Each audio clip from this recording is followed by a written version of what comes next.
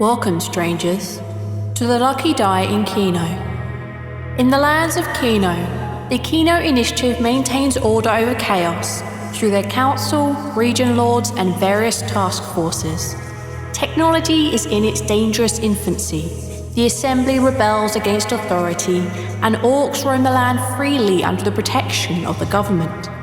You would be forgiven for thinking that Kino is on the verge of falling apart. But that's tomorrow's problem. Because today we find Arawn, Ivoris, and Greff about to receive orders for a new job. Should we worry? I guess you're about to find out. Welcome back to the Lucky Die in Kino.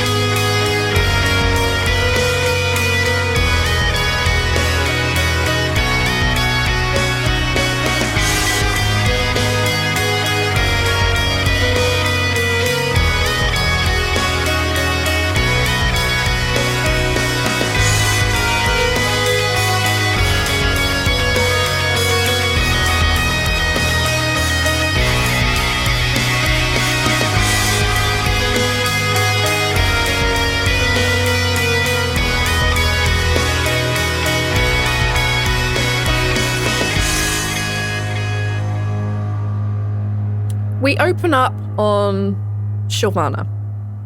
It's a large city by the sea with high stone towers and ancient, albeit converted temples, a city with a long and expansive history. It is even rumoured that the treaty itself was signed here before those damned elves and dwarves were sent packing. Sylvana prides itself on always looking forward to the future. If you can make it here, you can make it anywhere. Provided you have old world money and connections, of course. That's how you make it here.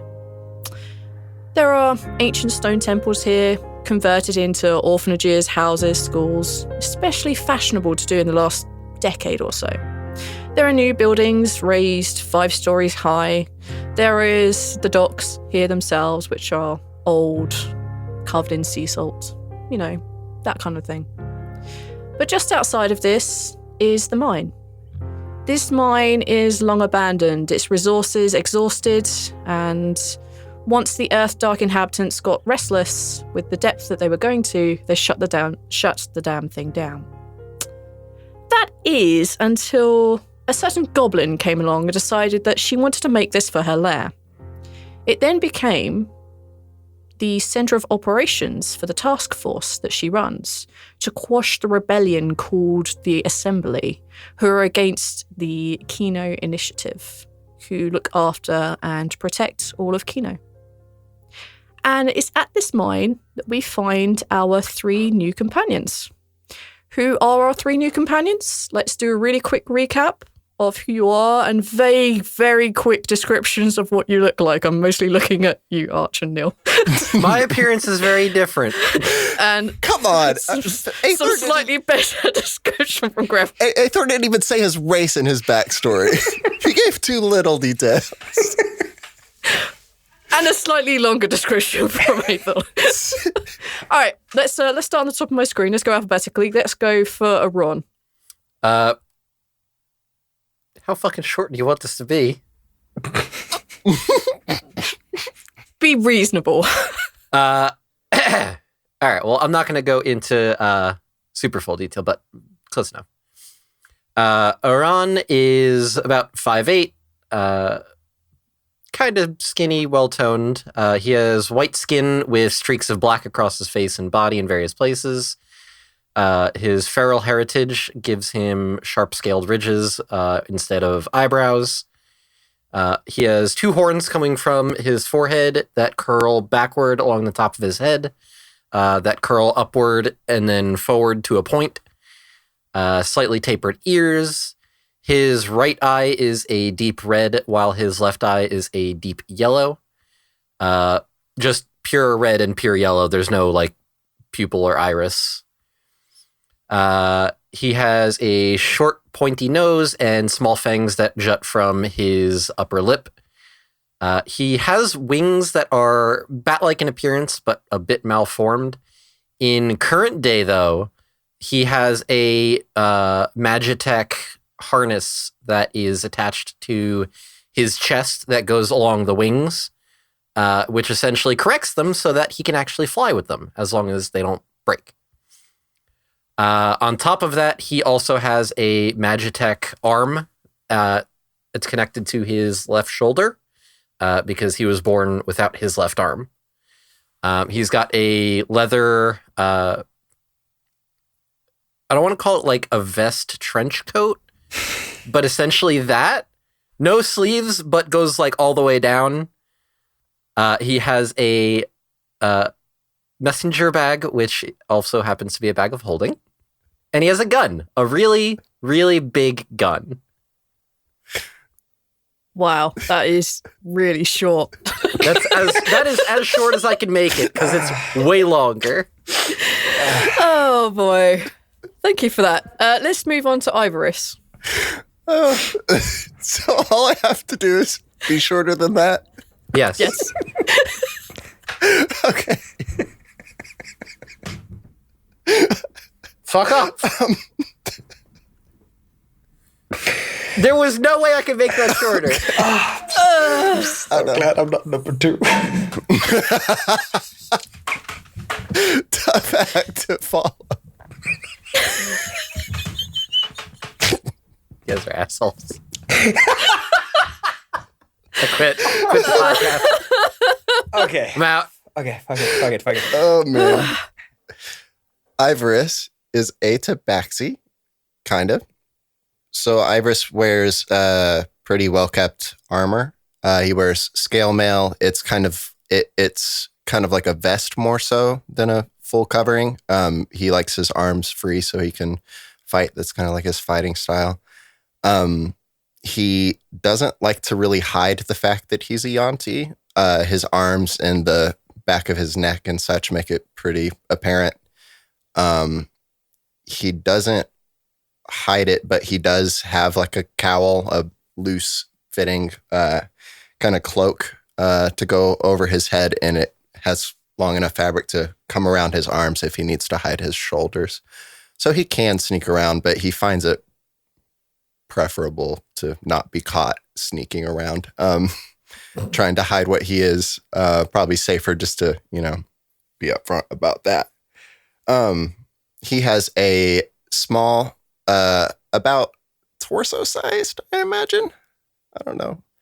Shield, just a personal shield on his arm, and a rapier that are both pretty elegantly crafted. He always looks very nice and well-kept and holds himself pretty highly. Always clean. Always licking himself. No, he can't. No, he has his tongue. His tongue is a snake's tongue, so he can't even do that. Fucked that one right up, didn't I? Yeah. So for continuity, this takes place 6 weeks before the apocalypse. And the bit where Ivoris lost his eye happens 3 days before the apocalypse, so bear with. Yeah, that hasn't happened yet. Yes, it hasn't happened yet. So in case some of you are like, what happened to his eye? It hasn't happened yet. All right, and finally onto Greff. Greff. He is a very tall humanoid being. Would it be called towering if not for the fact that he is a Goliath? He is actually quite short for a Goliath. He's got gray skin and tribal markings covering his head, and is completely bald. He's wearing tattered clothes, obviously worn from months of travel. Any metal that used to be well kept is now starting to rust and snap. Most of the latches and strings are frayed and torn. He carries with him 2 weapons, 2 swords. One of them is obviously in disrepair, but still works and still bites, but it's showing like signs of rust on the blade itself. The other one, immaculate. Clearly some kind of an artifact. Nice. Why were you shaking your head, Neil, Arch? Because that's What? the first thing that we're fixing if we're going to have a team. Ain't no fucking teammate of mine walking around with a bunch of bullshit-ass rusty weapons. Yeah, Ivoris looks very like... Ivoris We have looks one end of the rich, scale basically. and the other end of the scale. We have shiny out of the box, and we have I've been around the block a bit. Okay. I make shit and you break shit. Ivoris is in like beige Hey, clothes. teamwork. Ivoris is basically Teamwork. wearing white. Ooh. Bold choices. Bold choice in this game. Off-white. You're going to be red by the time this is all done, I imagine. Oh yeah, he has, trust me, he has a lot of clothes. And then it's going to turn brown and you're going to look disgusting. I have people that take care of this thing. Don't worry. Oh my gosh. Okay, so we find our new companions, who are called the Kino Initiative Taskforce 10. And they are meeting up with their handler, who is the goblin lady who owns this mine. This goblin lady has big green eyes. She has rib bones in her waist-length blue hair and a series of large earrings and holes with stretches on it. She's about 3'2". She wears a dark blue summer dress. I do that with inverted commas. I don't really know what dresses are, so I assume it's pretty. And it's buttoned up the front, and she has some, really big black high heels, so that she gets another 3 inches on her. She's normally about 3'5". And she also wears a very dark red scarf, which some of you would know allows her to make herself invisible at least once a day. That's the thing she has to do the shifty stuff that she does.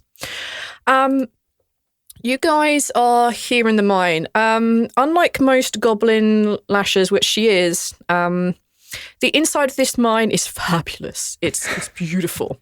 It's so wonderfully put together. She will not live in squalor. She lives in amazingness. And she has made it such. She's made it very homely in here. Some of you may even spend your time here, sleep here. I know at least one of you has his workshop here. She's made a little place so that her task force, which she runs, all of which up to, I think let's say there's 11 of them. All the task force she runs out of here. The task force all work for the Kino Initiative, which runs Kino. And they do odd little jobs like escorting people, collecting on bounties, and finding various things. Basically, whatever undercover shady shit needs to be done, these guys are your men. Yeah. And we are going to find ourselves inside the mine. We find ourselves sitting in a small room, which is essentially your briefing room. And there are a couple of chairs there, you're sitting where the hell you want. It's just the 3 of you on this particular mission. And Adnalov, the goblin, takes a walk to the front. And she says, "So, darlings, I have something very special for you today. Well, what I need you to do is I need you to find a tabaxi woman.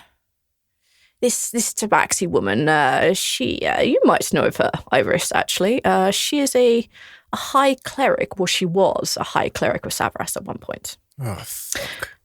Yes, indeed. But she quit that post about 8 years ago, and we lost tabs on her. And we've recently discovered that she was working and is still working, we think, with the Assembly. So we need you guys to bring her in. Alive? Yes. And Baracus himself asked me to make sure that you brought her in alive. There is no other option. Alive is the only choice. You cannot kill her. Out of game question, how taboo is necromancy in Kino? Nowhere near as bad as it is in Discora. Over in Kino, it's kind of accepted, it's not unusual to meet people who've been brought back from the dead. It's not like, huzzah, let's all die, then get raised as necromancers. No, it's not quite like that. It's kind of a little bit like, it's accepted that these things happen. Yeah. It's the will of the gods. Greff just is sitting up kind of straight after she started talking. He obviously seems to be trying to pay attention. And he looks over to the rest of the team. So, what's the pay this time? Well, usual standard fare. We'll give you 200 gold apiece. Okay, so we absolutely cannot kill her. You absolutely cannot kill her. If she comes back dead, then that's rather defies the point. What about maiming? Listen, I can't exactly control where my bullets go every time. Yes, I remember the incident from last time. Well, That one had it coming. He did. I'm sure the paperwork was up to snuff on that. Ron just Yes. gotta cover. We do paperwork? I do paperwork, Greff. Oh, Greff, darling. I'm so glad I'm not the leader of this group now. Greff, darling. Maiming is fine. We need the soul and heart and brain and lungs intact. And it shouldn't be a big job. Just punch her hard enough and bring her back. You do, of course, need to find her. Oh, you don't know where she is? We have some information when we lost track of her. Last we heard, Thysia is her name. Thysia. Thysia Tabaxi. She was last seen in Sylvana. We're aware that she is possibly going to be getting on a boat and heading for Freedom's Bluff this evening, midnight. It is also kind of rumoured that the Assembly has paid for her passage and that she's boarding a ship with one of her cousins. We're not too sure on that specific relationship, but this is our best guess. She is a good link to the Assembly, we feel, and this may be the last chance we have to grab her. Is there any extra pay for bringing more Assembly back? Of course, if you bring any Assembly back, that's fine. That's we'll negotiate the pay. I take it those ones don't have to be alive, though, do they? Oh no, the others do not. Absolutely not. Her cousin, anyone on possibly on the boats with her, anyone who's paying for her travel, they do not need to be alive unless they're much higher up the food chain. But I don't know how much higher you can get than a ex-high priest of Savras. Should be an easy enough job. All right, well then, I guess you should all make your way. Is there anything you want to ask that I might be able to help you with before you leave? Anything like that? What color is she? It's a good thing you asked. She's a deep orange, a deep reddish orange color. Aren't most tobaccos deep orange? Oh, Greff, you racist. What? I think you're literally sitting with a tabaxi-looking-ish thing. It's not orange. He does not count. He's like part lizard. Greff, do you remember the time that you asked me why I wasn't red and I punched you? I remember that. This is very similar situation here. You can't just... You're also different colored. It's hard. Well, I'm sure you'll learn in time. She says that with absolutely no confidence whatsoever.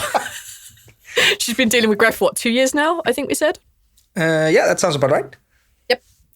Dealing with Greff for a while now. She knows better than to... Well, she tries. She hopes. Well, I've heard all I need to hear.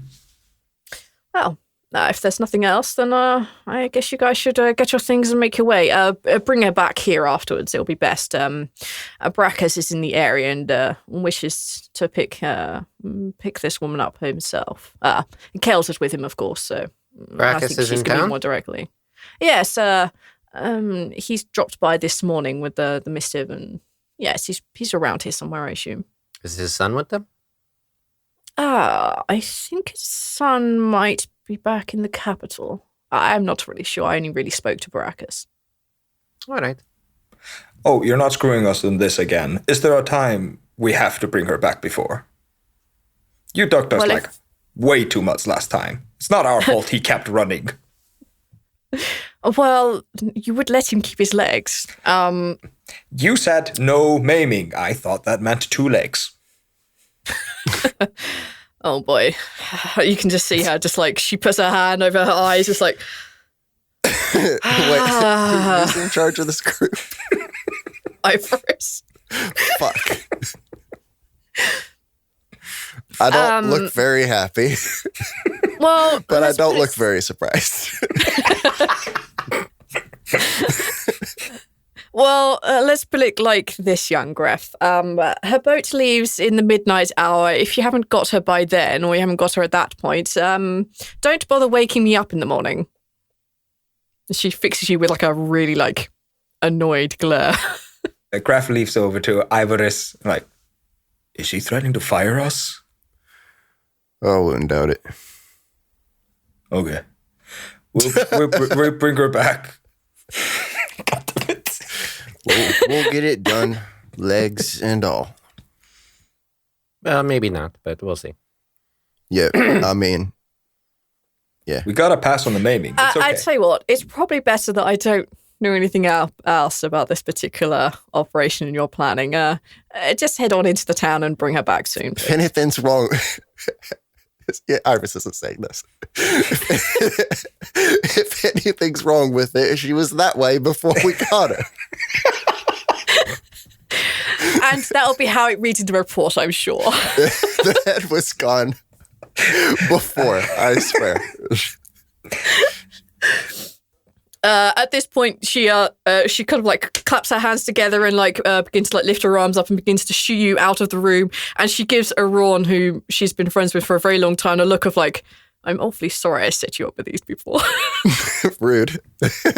Arawn, just as he walks out, kind of like gives a slight shoulder shrug and ruffles his wings a little and then walks out.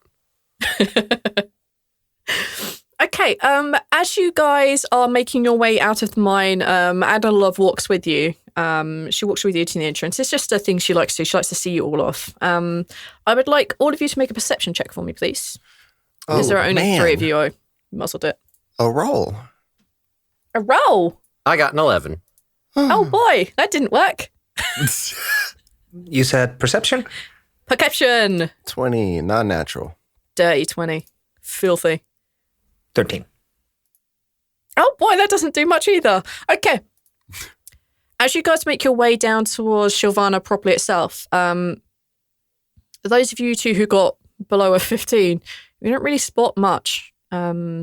You notice that there are some people making their way back towards the mine. But Ivoris, with your eagle eyes, you notice that there is a single tiefling on a horse. And they're wearing a very big cloak trying to disguise their features, but they're heading straight for the mine. And just that moment when they hit the mine, you look back and you see Adanilov standing there looking up at this tiefling on the horse. And you see the wind catch a bit and you see this red-skinned tiefling who you would know, and you would all know, to be Barakas. Ooh. They seem to be having a very heated debate. He jumps off the horse and begins to like gesticulate wildly at her, and she's kind of like backing off like, what? You get that as you look back. Is there anything you'd like to do with this information? I'm gonna nudge Arawn, just elbow him. What? Those your friends? What friends? Arawn looks where Ivoris is gesturing. Yeah, you'd be able to spot the scene now that it's been pointed out. Even Greff. Greff is dead-eyed, just kind of staring at it.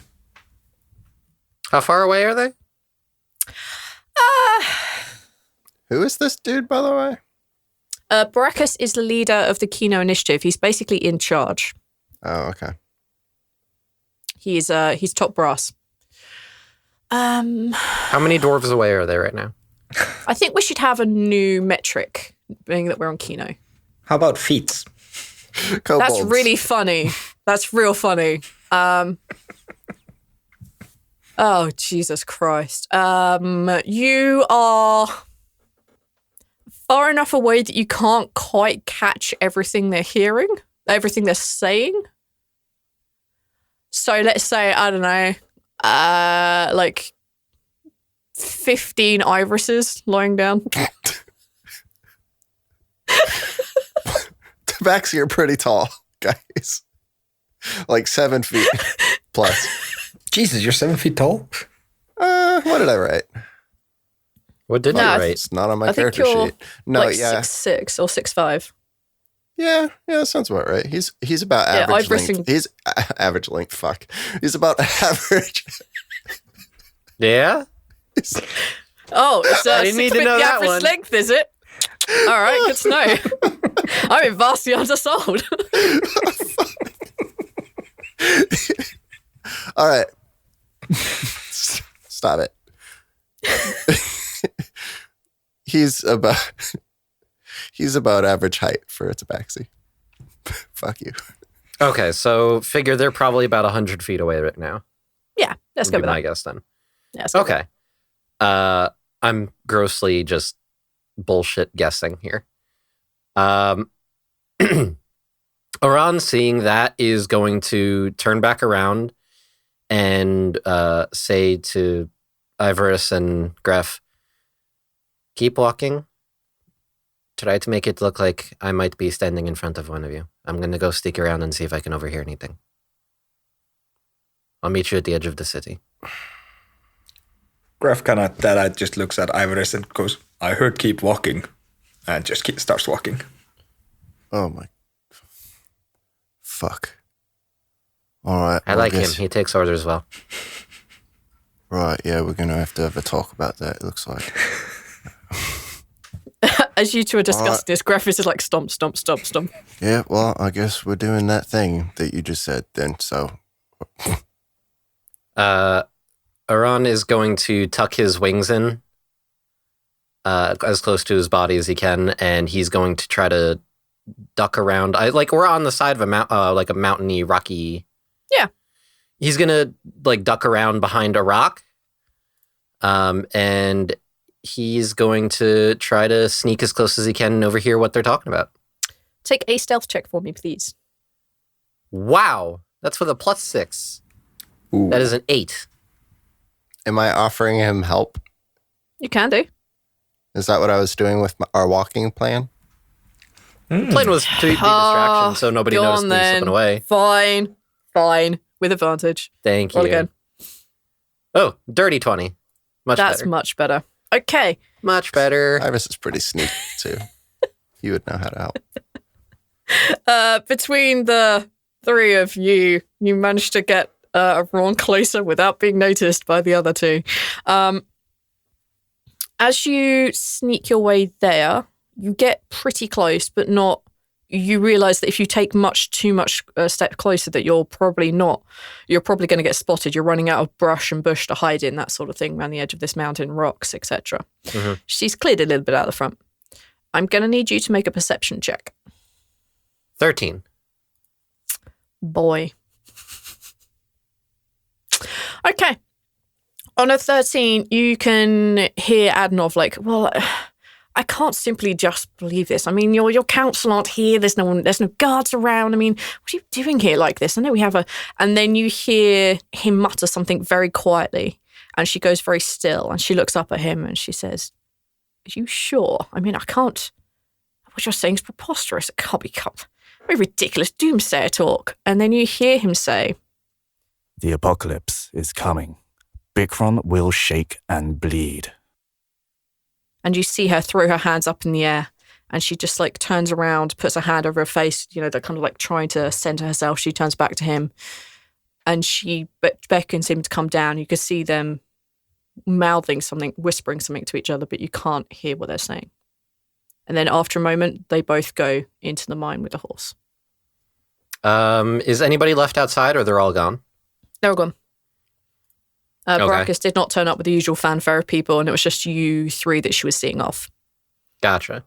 As soon as they're gone, Arawn's going to wait another minute to make sure it's clear. Mm-hmm. And then he's going to fly up and dash to the edge of the city to meet up with everyone.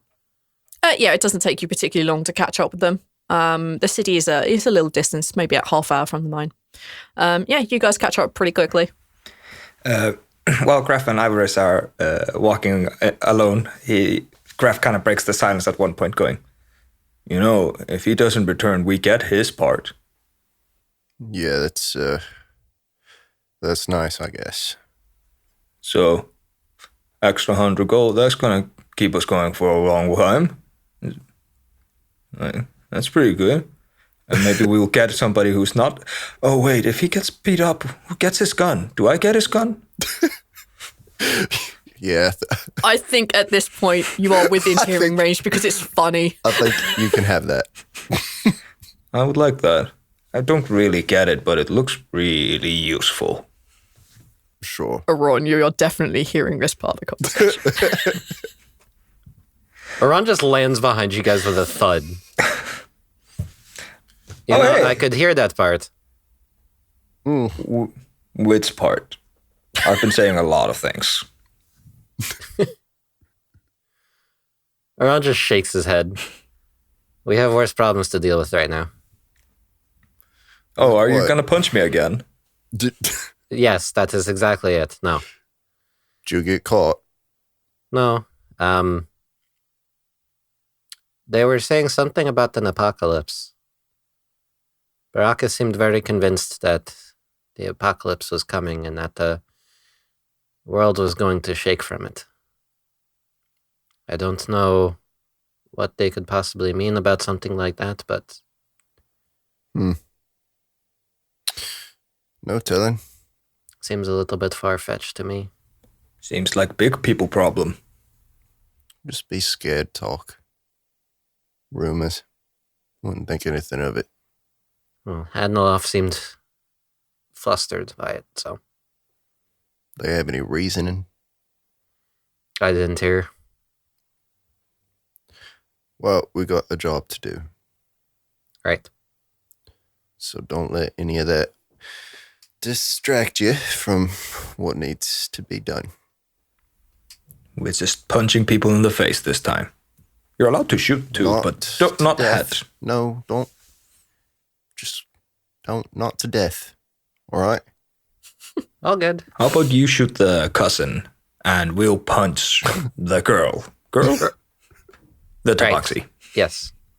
I think that might be a better idea is if I take care of the necessary factors. You can teach me how to shoot that gun and you can punch the girl. You find yourselves in the city proper now.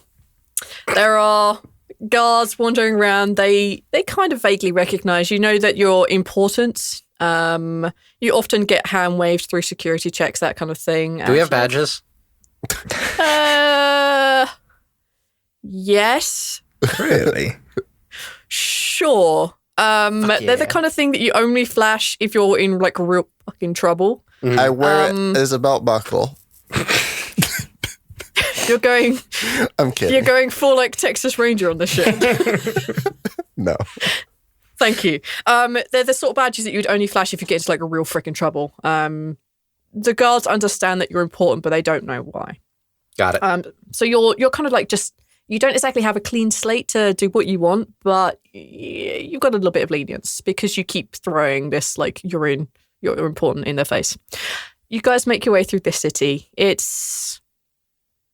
It feels nice today. I mean, the sun is out. You've walked through some lovely grass fields just now, and it smells like that kind of like warm, summery air that you get when like it hasn't rained for a while and it kind of smells a bit dusty. And you know, you're close enough to the sea, obviously being on a dock town, dock city kind of thing, that you can smell the sea salt, and it's kind of like a very light breeze on this really rather warm-ish day. Where are you guys headed? What do you want to try and do?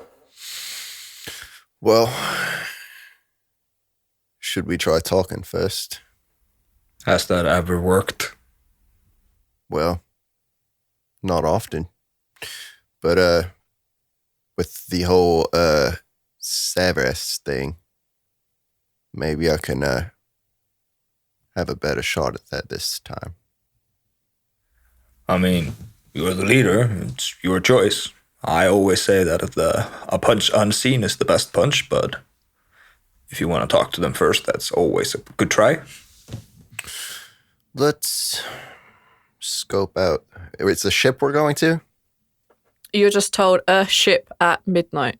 A ship paid for by at midnight. the assembly. Oh, did we not get like the name of the ship? Nope. Ooh. Let's just try to find the ship, and we'll scope it out before we make any final arrangements. We should try to go speak to the harbor master. I know a guy there. I drink with them often. The harbor guys. They're good guys.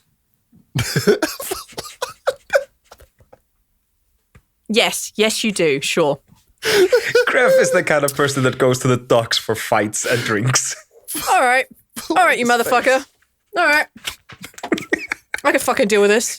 Son of a bitch. I pull out my Game Boy that I have. That Arawn made for you. That Arawn made. It's just a slate tablet with some chalk that won't come off. All right. You son of a bitch. I'm not saying Greff knows the right person. He just knows harmful people. No. It's fine. You know someone down at the docks who drinks. You know this little goblin guy. He's really short, even by goblin standards. He plays a harmonica. He often has a companion who's a Aarakocra, who just whistles and tweets a lot. And yeah, this goblin is often found down in one of the local pubs called the Leaky Barrel. I know a little gobbo. He's usually pretty knowledgeable about the comings and goings. All right, if you think you could talk to him, that might be useful. Yeah, but he's a bit of a stingy fellow, and He's not. he isn't. No. Okay, he's a very giving person, and we will have no problems. Greff guarantee. You can take that with whatever pinch of salt you wish. Somehow that doesn't reassure me. Don't worry, fella. It's gonna be fine. And yeah, Greff leads the team to the, what did you call it? The wet barrel? Leaky barrel. Leaky barrel. Yeah, and Greff leads the team to the leaky barrel. Okay. You guys make your way across the town. It takes maybe 20, 30 minutes to get from where you guys entered on the east side to get to the west side where the coast is, where all the docks are. And West side, Greff, best yeah, of course. And Greff leads you to this. It's like he'd lead you initially to the dock front. You think, oh, this is nice and pleasant, until he takes a left-hand turn and a right-hand turn, and the alleyways get smaller and smaller, and it begins to smell more and more like refuse and garbage and just not pleasant things. And at the very end of this like very tiny little alleyway, you see just like a single door. Like the alleyway is now only wide enough for like a door, and the taller amongst you have to like duck down to get into this door. And it's this really broken, dingy shack is really no other word for it. It's very like a very long, thin entranceway, and you can see there are a few people like lying on the ground that are slightly too drunk, and you have to step over them. And then you get into the main room itself. It looks no better than the door, which is broken down. There are holes in the roof. It smells so much like damp and seawater. It's like you may as well be in the sea. There are no rushes on the ground. It's just covered in like beer stains and wine stains, and it smells a lot like rum and whiskey. There are tables and chairs here, and like the odd candle. And there's there's a lovely young tiefling behind the bar, who just seems to be happily serving drinks. No one seems to be messing with her. She looks too good for this place, and we'll probably move on. And you can see that up on like one of the slightly bigger barrels, which serves as tables in this sort of area, you can see that there is a goblin sitting on top of this barrel, and you can see there's a little Aarakocra sitting next to them, who just seems to be happily whistling away to the tune that the goblin is making on this small harmonica. Fucking hell, did the ship wreck in here? No, like those stains are after me. That stain's after the guy who punched me, and that's the rest of him. Yeah, that looks like a shoe. It's fine. Very important question. Yes. What kind of tiefling is it? It's a not a feral tiefling. Not feral, not winged. Tiefling. No. Good. Okay. Yeah, none of those shenanigans. I need those distinctions. Yes, I know you do. There are none of those shenanigans. Good. Just a pale blue tiefling. You want to derail the campaign? That's how you derail the campaign. You guys are doing well enough on your own, you motherfuckers. Aaron, do you like eye the tiefling that's waitering, or is it just a real quick glance? He scans, seems to acknowledge a lack of something, and then moves on. Greff like shoulder bumps, like elbow bumps you. You like what you see? More that I like what I don't see. Ah, the lack of something is what interests you. She's a nice girl, but she doesn't go for coin. She goes for words. You might have a chance. Arawn just gives you a look, blinks twice. It's just like, I don't. Okay. Moving on. All right. What do you guys want to do? You're in this this bar, inverted commas, called the Leaky Barrel. What do you want to do? Ivoris, why don't you get us a round of drinks as I warm up Gobbo? Wait, what's his name? Azed. Azed. And then Greff approaches the goblin. Fuck. All right. Arawn's going to stick with Ivoris. All right. Let's do some dumb world building because I've already written these. Pick a number between 1 and 4. Which? You. Oh, me. 4. There's a dice for that. Okay, I got overexcited when I was prepping today, so I wrote some sea shanties. All right. As I said, world building. Neil, you're going to have to do some cool shit with this. All right. He plays a harmonica and there's a whistling arrow-cocker. Have fun. I'm going to take my headphones off because I'm going to laugh too hard doing this. I hate my life. What should we do with a drunken goblin, sick, hungover, and hair throbbing? Find a barrow and toss him hard in early in the morning. What should we do with a drunken backseat? Question is, do you have any family? If it's no, then drop him in the sea early in the morning. And he continues with these really grim rhymes. There are more, but I'm not doing them all. There are 2 more. I'm not doing them. Encore! I'll tell you what, if you give us you give us 2 silver, I'll do a couple more. We gotta like talk to you with like not singing words. Maybe encourage that while you're over there talking to your friend Greff. Greff, these your friends? Yes. These are my co-workers. We work together. We do work stuff together. We do something like that. You see Azed like looking over you, Ivoris, just eyeing the cleanness of your attire.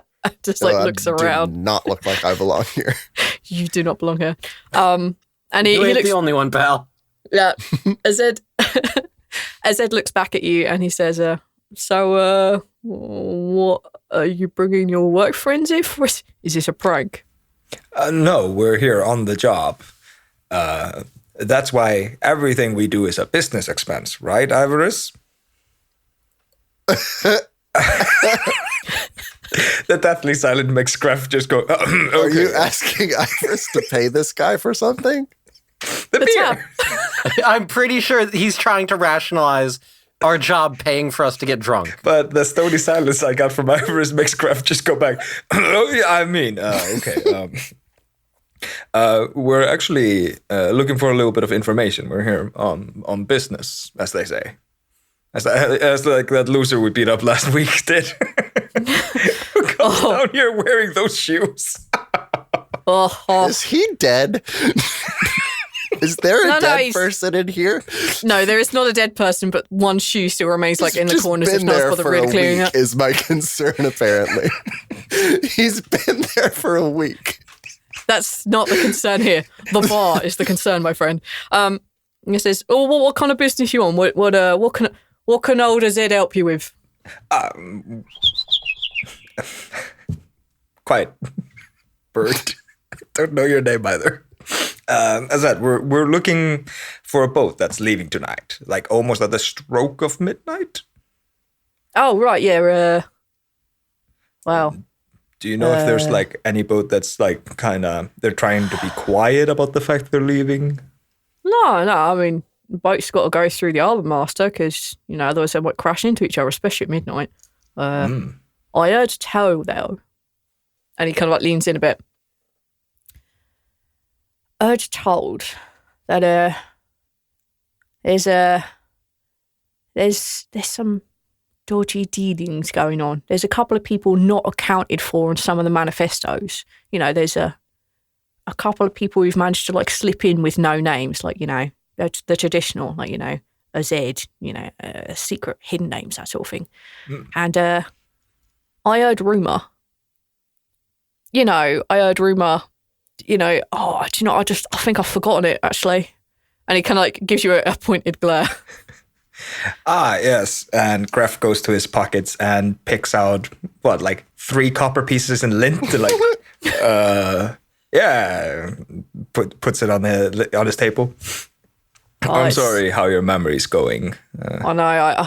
Do you know what? The medicine for memory loss is real expensive. He says loud enough for everyone to hear. Greff goes into his other pocket and I want to say paper clips, but it's not. No. Makes no sense. No. And just 2 silver pieces and a copper. Roll a persuasion check for me. My God. I don't have any money written down. Arawn's just watching this. I think we're all just watching this. I mean, yeah, pretty much. Ooh, I rolled an 18. Fuck my life. Well, I heard there's a couple of ships going out. There's 3 of them going out tonight, and I heard that there's loads of passengers. Ones I was talking about are Tabaxi. There are a couple of them going on. One of them's working, and one of them's got a private cabin. Yeah. But there's 3 of them. I can't tell you which one. I don't know. Just rumours, rumours. And there are 3 ships. The 2 sisters, the Astio, and the Puffin Star. Greff looks back at the gang you guys writing this down? Because I will forget this.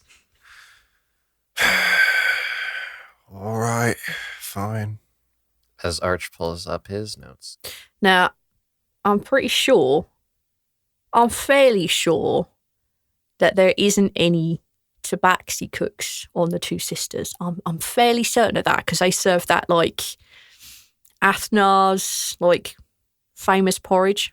Beautiful thing. I'm pretty sure the Tabaxi don't serve that. They've got their own in-house cook, so you might want to be able to strike that one off the list. Okay. So it's the Puffin store and most likely the Puffin store and the other one. Astio. Are you not keeping up, Greff?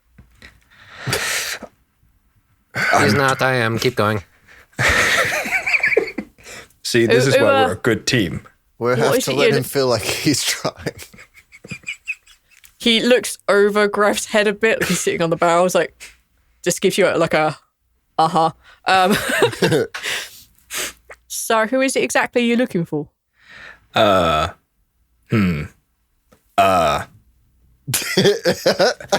just leans around the mass that is Greff to look at Arawn. It's who is it you're looking for?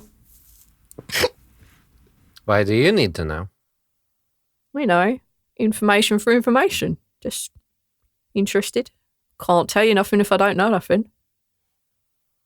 Can't tell other people things if you don't know things. That's true. That's what you get for dealing with. And he looks around, people like us in the leaky barrel. Right. Anything else? I think we're good. At least I am. Arawn, I have this stupid image in my head that Arawn somehow invented sticky notes.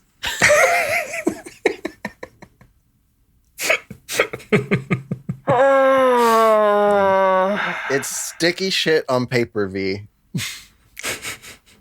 Beanbag is just beans in a bag. Beanbag chair. Beanbag chair. You can't tell me that Raw can't have a bag of beans with the money that he made doing illegal fighting. I did never tell you couldn't have a beanbag chair. And that beanbag chair is technically owned by Bogrim. You didn't tell me I couldn't because I told you couldn't. It didn't make sense that you couldn't tell me that I couldn't have that. I can't tell you that. I'll tell you what, yes, Arawn can have a notepad, which is pretty big and it's kind of sticky at the top. It mostly works as notepad, as post-it notes, sure. He just has a small stack and he's writing notes. Yeah. And just puts it away. Yeah, that's fine. Yeah, you can do that. Tucks it away in one of his little pockets inside the coat. Yeah, sure. Yeah, that's fine. Why are they not just why don't you just have a notebook, though? Why do they have to? What are you sticking them to?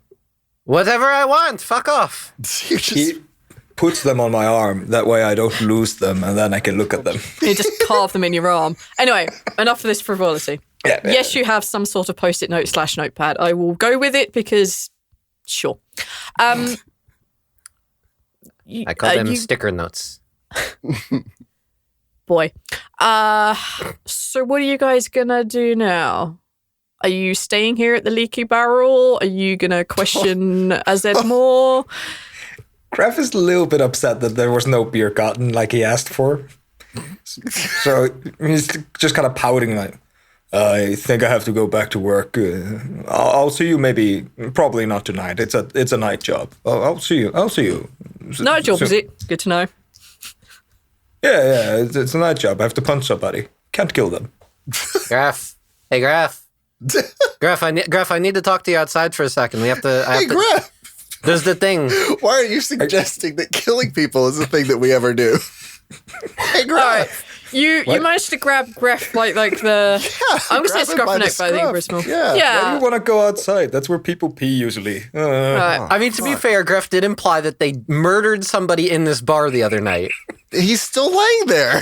He's not lying there. He's not lying there. Okay, guys, he's not lying there. I love that you still think that. It's great mental image. It's hilarious. All right, you guys managed to grab Greff and pull him outside. I'm going to say it's probably 4 or 5 in the afternoon, give or take. Yeah, it's late-ish. Sun's still up. All right. Well, unless you guys think you can fish out any more information, I think that we can find a safe place to keep a lookout on the docks, have some dinner, and then come back and wait in that spot. I think we should go talk to the harbor master. I'd rather not leave it to chance. We don't know which boat specifically, and if we have the wrong one, it'll make our lives easier. The harbor master is not going to know anything. The 2 tabaxis are off the books, like Gobbo said. Right, but the harbor master would know who's off the books because otherwise it's a matter of who's getting paid for being off the books. Bribery. You're assuming they bribed directly the harbor master. That's what I would do. Yeah, you wouldn't last your day. Oh my god. Between you would all know where the harbour master's place is. It's fairly obvious. This is just a little kind of a little shack. No, it's a nice-ish looking shack that's kind of like just off of the dock itself. It's wooden. It's withstood some epic storms. A really good one will still knock it down, but it's the risk that the dock master takes. You guys make your way over there and you see the 3 of you been here in Shilvana for a little while. You would recognize the dockmaster. The dockmaster is a gnome with dark pink hair and a very fierce, angry, weather-beaten look about him. He's pretty old, not going senile, a bit gruff, a bit annoyed at the world, but seems to be, he keeps everything under control. He knows what goes on here. And yeah, you guys can rock up there.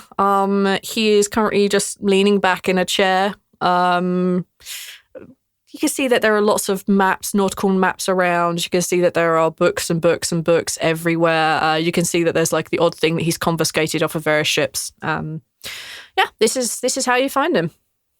Ivoris looks over at Arawn. Arawn looks at Ivoris. You got it? I was kind of thinking this would be more up your alley. All right, well, can't exactly hide what I am here. I'm not asking you to. No. But a little bit harder for getting the information and all of that. Things have to usually get a little bit negative for me to get information. But I can do it. Yeah. Greff is loudly chewing bread. Oh my god. Where did you get that? Oh, in my pocket. Oh, okay. Gross. Fine, I'll do it. All right. With Ivoris in the lead, you guys enter the hut. The harbour master scowls and looks up at you, and you can see him sliding his chair back a little bit to get away from Ivoris, who just seems to be putting him at ill ease. And he just like looks up. What? Yeah, Ivoris just walks in slowly, hands behind his back, chin up. He always walks with a very distinguished posture. Oh, we were looking for some information. Why? Shall I give information to you? We need the information for work. And I flash the badge. My cool badge that I have. Roll an intimidation check for me. Is that an intimidation, flashing my badge? Yeah, you've just turned up and like, give me information, badge. I mean, I have I'm sorry, but if a cop turned up at my door and flashes badge, like, give me information. Can like, can I Arawn guess. be assisting? Maybe He's he a just criminal. casually has his hand on his gun. Oh my good lord. He's like polishing the side of it. That coupled with the fact that Greff is standing behind there, like, I don't know what's going on. Yeah, sure. Have advantage. Goodness. You guys know what I have to intimidation? Mm-hmm. With Okay. advantage, because your companions are helping Yeah. and not helping. Well, that's a 21. And that was a 12 on the die. Oh! Jeebus. Oh, you have expertise. Okay. I have a +9 to deception, intimidation, and persuasion. So Boy, I'm going to eat up some of these checks Ivoris later kind of on. just lets you guys talk sometimes because he wants you to feel useful. He's a good leader. And also, like he said, most of the time when he's talking to somebody, it has to go a certain way. And he Yeah. doesn't really like all of the business to do that. So He sees that you are kind of an official of the government, so to speak, and he straightens kind of. up and he Have just a badge. yeah. I have a badge, but I'm a part My of it. badge doesn't say kind of. That's the K in the Kino Initiative. It's just like kind of initiative. He straightens himself up on his chair and he's like stands up to his full height of like 3'2". And he looks up and he's like, "What is it you want? How can I happily serve my government?" You can relax, first of all. We're not here to hurt anybody. We just need to know where a tabaxi that might be serving Severus, a high cleric of sorts, might be coming in town on a boat at midnight tonight. We need to know what boat. They're leaving town. Oh, they're leaving? Okay, my bad. Close. Nailed it. Scratch that. Reverse it. Yep. Wait. Let me go see. And he kind of like stomps off, climbs up on a stool, grabs a book, pulls it down, slams it on the desk with obvious annoyance, flicks open a few pages to like the most recent entries, and he runs his finger down like, one of these, three of them going out tonight. Puffin Star's got some unauthorized cargo. You didn't hear it from me. All right, then. Is that the only one? He looks around, sees that there's no one but you three here, and closes Arawn the shuts book. the door behind him. The man in charge in his boat, the two sisters, got other unauthorized cargo, shall we say. They're not the ones you're looking for. Don't bust them. They haven't done. Just leave the sisters alone. Just a few things being exported. You want a tabaxi? Star's the one you want. But you didn't hear it from me, right? I ain't no grass. Just serve my continent.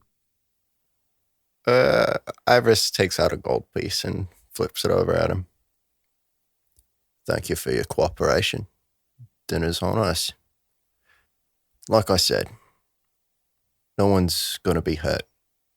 And I'll flash him my symbol of Savras, just a small little thing that you've probably never seen Ivoris have. You probably just maybe have heard of who Ivoris worships. He does not pray, does not No, he's often not flash this. This is odd for him, but like he wants to like chill this guy out. I'm just hearing that Arawn likes flashing people. Yeah. Oh boy. Or Ivoris, excuse me. Jesus Christ. Ivoris, yeah. He's flashing everybody. I'm tired. All right, he looks up at you and he gives you a kind of begrudging nod, seeing that you have the symbol of Savras and that you are after a certain someone with Savras in mind. Says, do I need to be expecting that much trouble? I hope not. It's just bringing someone in for a talk we need. Nothing more. It's not those. And he looks left, looks right, looks left again, looks back at you. Not those assembly types, is it? And he kind of like spits on the ground. Well, we won't know until we get that talk. All right. That's why your cooperation was much appreciated. Anything for Kino? And he grabs the book and he starts to busy himself putting things back. He's taking overly long putting things back. He's like, he doesn't want to talk to you anymore. As far as he's concerned, this conversation is over already. What you got? Yeah, Ivoris doesn't really have anything more to say. He's not one for formal goodbyes. Yeah. He just turns and walks out because he's done. He did a nice thing, actually. That was a pretty good conversation for Ivoris. And we're all proud of you. Ivoris writing it in his journal for happy things. No blood. No blood today. No blood. I didn't mind control him. There's no gun needed. It's fine. No gun. Well, you're putting that in your unhappy part of your diary. Things that did Dear not diary, did not fight. Today I didn't have to shoot someone. It was rather unfortunate. Ivoris's journal is just like the same. Today, Arawn didn't have to shoot someone. And Adelov at home is just like, I don't have to feel like I have to feel like Form WP38. Thank God for that. Yeah. Okay. So you guys now outside the Hubmaster's little shack. What do you guys want to do? You kind of have information pointing you in a particular direction. What do you guys want to do? It's not midnight by any stretch of the imagination. So, what do you want to do? Well, if you would like to get a drink, Greff, we could do so on a part of town that rather suits, normal people. I kind of emptied my pockets earlier, doing business expenses. You had 2 copper. And a silver. And some goodwill. A lot of goodwill. Don't worry about it. Don't fucking What's the funniest thing? There's 2 silver, 3 coffee radius. Greff doesn't remember what he paid. Or maybe Greff just can't count. Oh, Greff's journal entry version is just him looking at an empty page like, He drew circles for coins. He's just looking at a page with like 3 different sizes of circles. Oh, my Lord. I don't know. 3 copper? They're all just circles. Oh, my God. All right. Sorry. I hate you guys. So far as I could tell, you guys are trying to make your way to a nicer part of town to eat food? That's what Ivoris is trying to get everyone to do. If Greff wants to drink, that's okay. But we will do so in a establishment that would know Ivoris. Okay. Arawn wants to scout out the boat. But we're going to do that before midnight. It's like fucking like. Well, but during 6, the day, 7. it's less conspicuous. Don't you have spooky night vision? Don't you? You can work at night. I can. It's Oh, a matter also, of blending in.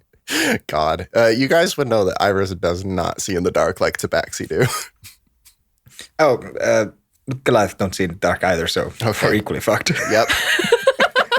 Oh, boy. Nighttime escapades. Yes. Gotcha. Excellent. You're welcome, V.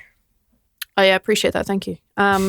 So what you're saying is at some point I need to fix the fact that you can't fucking see in the dark? I think they need that, yeah. God damn it. But you don't have that technology just yet. You haven't quite created it. It's a work in progress, I assume. I could have. Could have. So are you going to go check... Are you guys going to go check this ship out during the day? I am. If they want to go drink, that's fine. Are you suggesting in character that we go check the ships? Because that's fine. Yes, Arawn is going to say, if you guys want to go get a drink, that's fine, but I think I'd like to scout out the boat first. Well, we can do that while we're here. Oh, okay. We got plenty of time. All right. It's fairly easy to find the Puffin Star. It's a small, I'm going to say ship so I don't insult anyone. It's a small ship. It's a small ship. It's a sloop, let's say. I don't know what that is. It's a small ship. There's the kind of like top end where the wheel is. Yeah. Yep. There's that bit, the helm, thank you. There's the bit underneath, which is the captain's cabin, and you assume other cabins. It's just large enough to have like maybe one or two more. And then there's essentially the next one down, which is below the deck. The galley. The galley, thank you, where a bunch of people live and breathe and all that stuff. And then there's one which looks like this further down, which would have like the hold and all the stuff like that. There is a figurehead on the front of a carved puffin because it's cute and adorable. And there's stars instead of eyes. This is the ship as you find it. There are lots of people coming off and on. There's a particularly wide gangplank on there as they're trying to heave this particularly big box up. There's still enough room for you to get up the side of it, such. But it's there's a couple of men like moving this around. Doesn't seem to be anyone on lookout. There is a guy. There is a tiefling, not wings, not feral. Okay. There is a tiefling standing there who's writing on a board, presumably checking cargo in and off, crew members and such like. This is what you guys see when you arrive. Greff steps back because he has never been expected to do anything quietly or silently before. True. All right. What are you looking for? Are you trying to get somewhere settled now? I mean, the best thing I could think of is trying to watch who's coming and who's going, try to pick out any of the crew, see if anybody important stands out. Perhaps if we can spot our quarry early, we can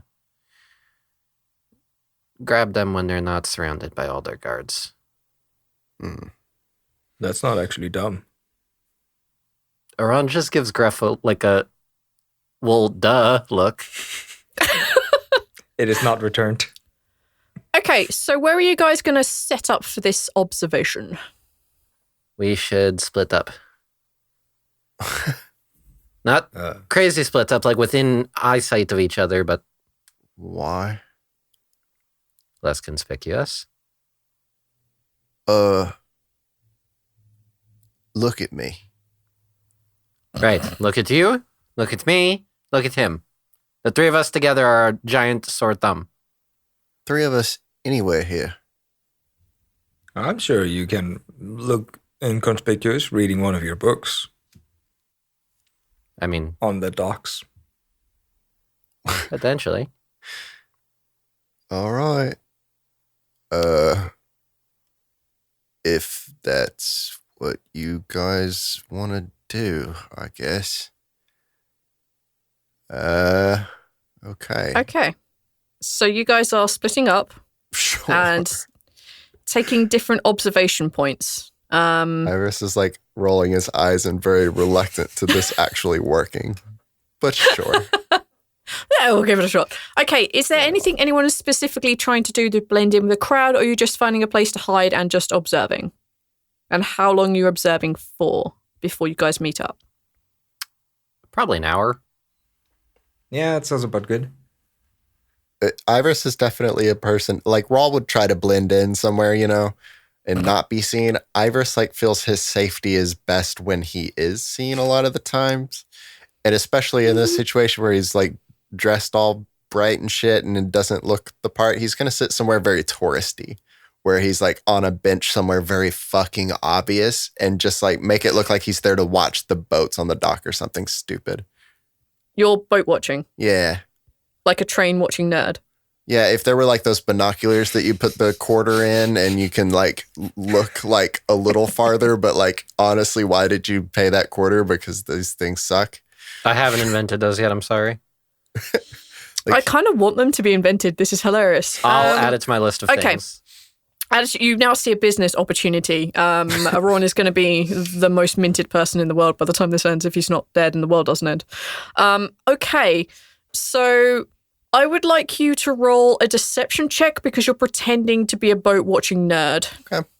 In a very bright white set of armor. I'm not going to make you roll a disadvantage because it's just dumb enough it might work. Go for it. I mean, it's better than him trying to blend in because, like, honestly, yes, come on. yeah, you're playing to your strength here. You're hiding in plain sight. It's a 22. Jesus.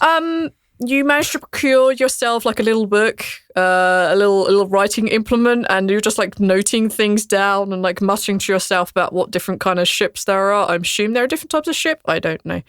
You're writing all these fancy things down, and people believe you to be a nerd. And you see a couple of these other like ship enthusiasts wearing the appropriate like attire down by the docks, covered in like waterproofing-ish gear, like come over and chat with you about boats. And you don't learn anything really significant, but you have in fact blended in. Okay, Greff, what the hell are you doing? Is there another boat loading or unloading right now that is not the Star Puffin? Yes, there is, yeah. All right, Greff's going to walk over there and go, I need money. I used all my money for beer. Can I help you guys load and you pay me? Was that a part of the plan? That's actually just brilliant enough. The thing is, I don't want to make you roll a deception because it's not technically a lie. But I will be like holding the boxes, looking at the Star Puffin. You'll be doing a crap job. Yeah. I like to imagine Ivoris is watching this happen. And the look on his face. Just the sheer... Are you helping... Are you going to be bold enough... I'm going to ask this because this is an option. Are you going to be bold enough to try and help the Puffin to star? Or are you just going to help a nearby ship? Like, I genuinely just want to put that up to a group vote because I thought about it, but it's like, it's so dumb it might be dangerous. Oh, fuck it. I think it's great. Okay. Then Greff walked up to the guys that are loading and unloading the Star Puffin. All right. I think it's very in character. I think it's funny. Boy. Yeah, it's not technically a lie. That's the thing, though. I can't make you roll a deception check. You're poor as fuck and you're dumb. Like, this isn't and you have run out of money. You probably like would take a job on the docks if they gave you one right now. Take a persuasion check. Persuasion. Yeah, do a persuasion check, Mum. All right. Persuasion. My God, the fuck is this? Stop making me roll persuasion. I'm really bad at it. Oh my God, I got the 21. Oh my God. This is so dumb. It works. Those guys that are struggling to carry that really hefty box, you grab one end as soon as the guy's like, yeah, all right. And like you grab one end, like 4 silver enough, and you're like, yeah, sure. You pick up the end of this box and you help these guys carry it on and around the ship, and I'll describe what the ship looks like in more detail. And I've finished with everyone else. Arawn. So Arawn is going to cast Disguise Self. Perfect. And make himself look like a... God, see, the wings are the big thing. The only thing I could make myself look like then would be either an Aasimar or a Aarakocra. An Aasimar. Oh, no, because their wings aren't out all the time. No, and Aasimar aren't really a big thing anywhere. The fact that you've met one in the entirety of this campaign might want to lead to how many of them there are. That's fair. They're super rare.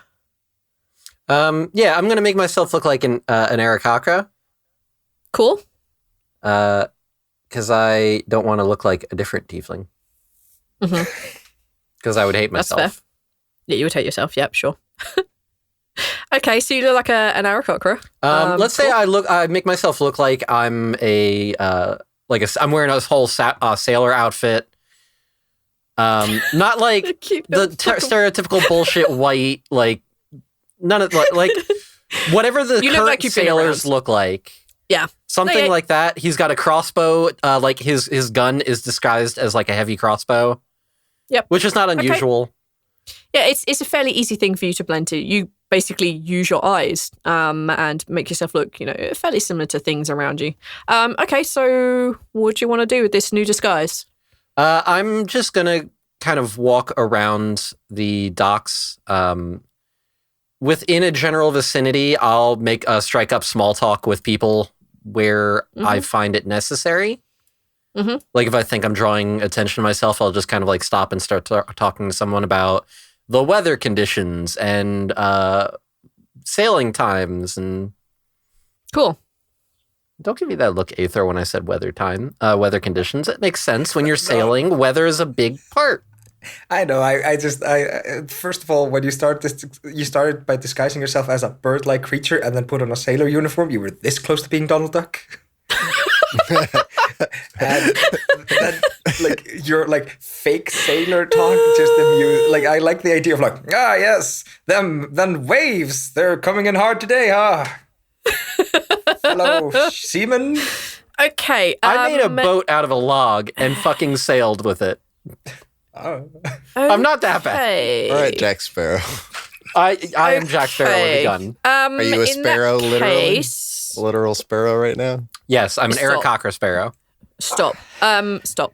If you are pretending to be a sailor, I'm going to want a performance check from you or something you believe you could legitimately argue for. I would argue deception. Either that or stealth, since I'm trying to blend in. Social stealth, so charisma. Charisma. All right. Charisma-based stealth check. Basically, it's just deception for me then. Yeah, sure. Same exact shit. Sure. I don't have expertise in any way. Jesus. 18. Okay. People legitimately believe you are an Aarakocra sailor. Okay. Ready to sail. I think I hate you. And yet love you at the same time. I don't understand. All right. As you guys are blending into your surroundings, even Greff, as you guys are blending into your surroundings and you guys observe the comings and goings of people as you begin to look around and figure out what this boat is and how things work on this ship, how this ship is and how things work out on there.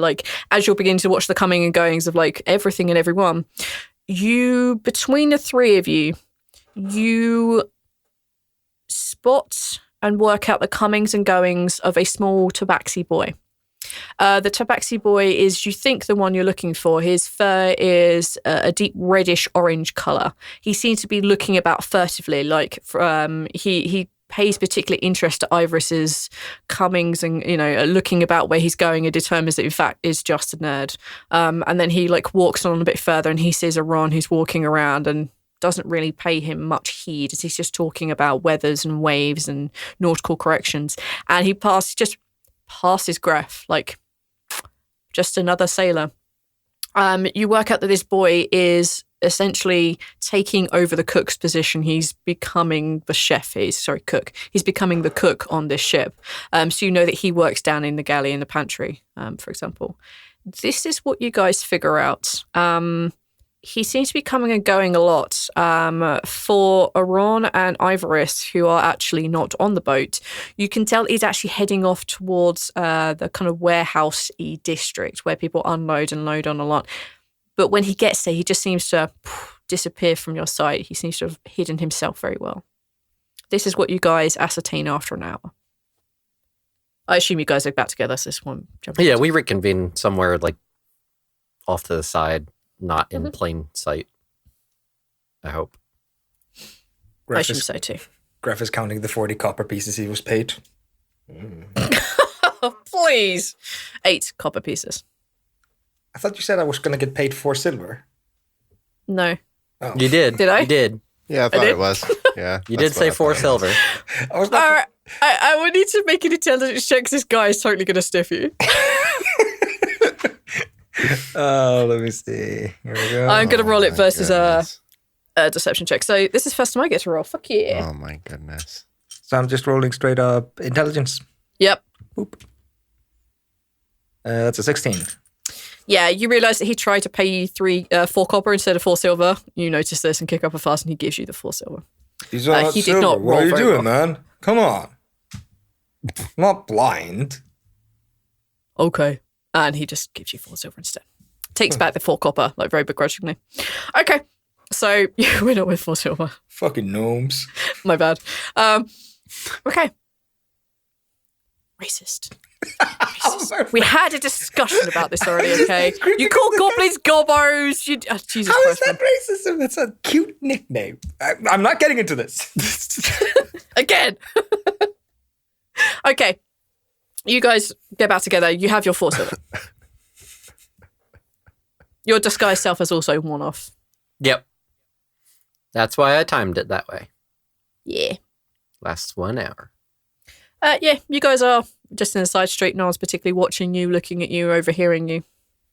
All right, guys, I made 4 silver. I get paid for my own drink now. Let's go. Well, hold on. We need to make a plan first. Before you go get drunk.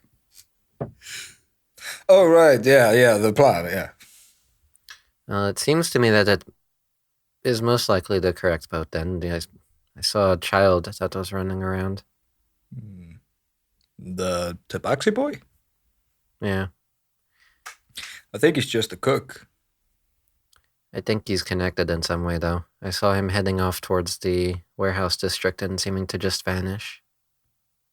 All right. Well, what's your strategy? What are you thinking? Well, the 2 options I could think of is either, well, 3, I suppose, is we can head to the warehouse district now and just, bust in, gun blazing. We could set up an ambush on the route from the warehouse to the boat. Or we set up an ambush at the boat itself so that when they arrive, that's when we jump them. I assume there's going to be at least some resistance. Probably some armed forces. Well, I think ambushing them at the boat is the worst idea. They've got a lot of people there. You think there'd be less in the warehouse? Outside of it, anyways. Warehouse store things, not people. Well, maybe we should get a better look at the warehouses then. Sounds good to me. I'll try to get an aerial view. I'll fly up high enough so I only look like a bird. Well, I never saw where he was going, so I'll just follow you, Ivoris. All right. We will, we'll look at the streets. You, see if there's a building you can peek in or something. Try and figure out where he went. I'll keep an eye out.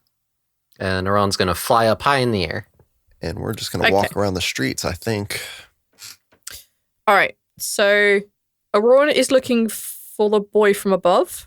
He's looking above at the warehouse. He's trying to see if he can spot the boy and try to spot entrances and exits.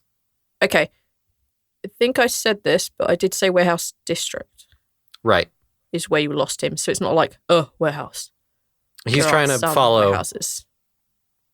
If he sees the boy again, that's where he's trying to. Okay, so you're basically looking for the boy, because once you find the boy, you can definitely do the scouting around for the particular warehouse they may or may not disappear out of, but it's a series that you can't just find the one warehouse because there's loads of them. Right. Just want to make that clear. Okay, so you're looking for the boy in the air, and you two are looking for the boy on the ground? Is the boy repeatedly leaving, coming and going? Yes. He's sometimes carrying things, sometimes not. Quite more often than not, he's carrying something.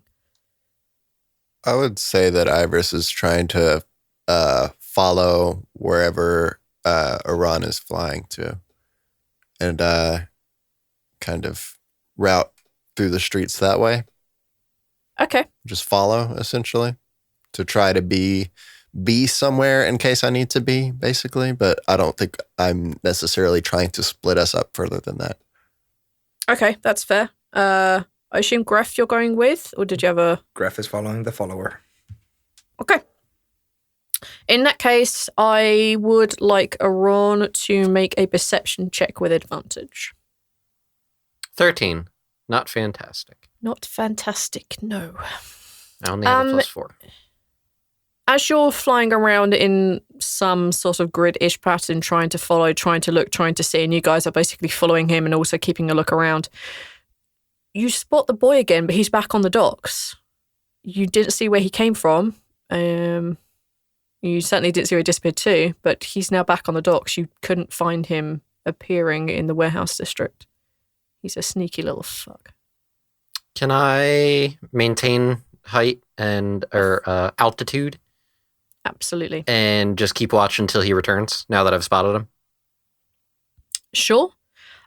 In that case, I will... I assume you're sending this information down to your companion somehow? I don't have any means of communication yet. That is on my list of things to invent. Shoot out a Morse code. You have some post-it notes. I do. I that fold you could it just into a little paper airplane and just drop on their heads. You know what? Yes, let's go with that. It's bird droppings. Thank you. Oh my God. Gross. All right. Somehow, whether they are real, but no, okay. All right. So you communicate with your companions. I'm going to ask you all to make a perception check, but this is the last chance you're going to have to find the boy in the warehouse. Okay. Oh boy. Just straight up perception. Straight up perception. No hanky shit, just straight up perception. Well, I got an 8. Nope. Well, Tenny, you remember that talk we had? I got an 8. Nope. Oh, man. All right, Ivoris. Last It's chance. all on you. Guys. 12. Guys, don't see the boy entering or coming out of a particular warehouse. He just seems to appear at the edge of the warehouse district, somewhere thereabout. And you just see him walking boldly onto the docks. You never seem to track him back to his particular hideout. Sorry, guys. Arawn flies back down to the group and goes, I can't figure out where it is he's going. The sun is beginning to set. At this point, I think the only thing we can do now is just try to set up an ambush near the docks. I can set up on a rooftop with my gun. Attack from a long distance. You two will have to find something closer, though. I may be able to talk my way on the boat again. Say I want to help a little bit more. Maybe work for some food. You think you're going to be able to convince them? Actually, no. They gave me like a bunch of money, man. All right. It was a dumb plan. All right, then. How close do you think you can stay, Greff? To me? To you? Close? Well, if you're going to be on a rooftop and you're going to be working, then I'm going to have to approach him to intercept him. No, we're not supposed to get the kid. We're supposed to get some lady. Right. We're going to get them when they come to the boat. But couldn't the lady already be on the boat? Did you see her on the boat? You were the one that was on there. No, You did not. I'm saying no. Tabaxi ladies. There's a good chance that they're not on there then. Okay. Ivoris, what are you planning on doing? You kind of stick out like a sore thumb. Oh, no shit. I have a way that I can help you, but it has to be a loaner. You have to give it back when we're done. All right. You have to promise me. What is it? Arawn's going to reach into his bag of holding and pull out what looks like a very nicely carved set of panpipes that have small runic inscriptions engraved into them. Are these the ones that you... These are the ones I made. Okay. Yes. This is a gift for someone else, but I'll let you use it in the meantime. It'll let you use disguise self once per day.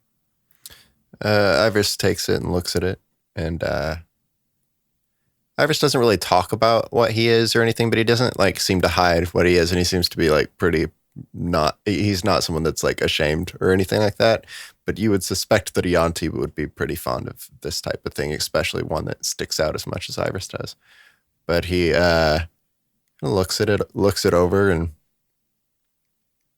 looks at you and gives you a nod and hands it back to you. You don't want it?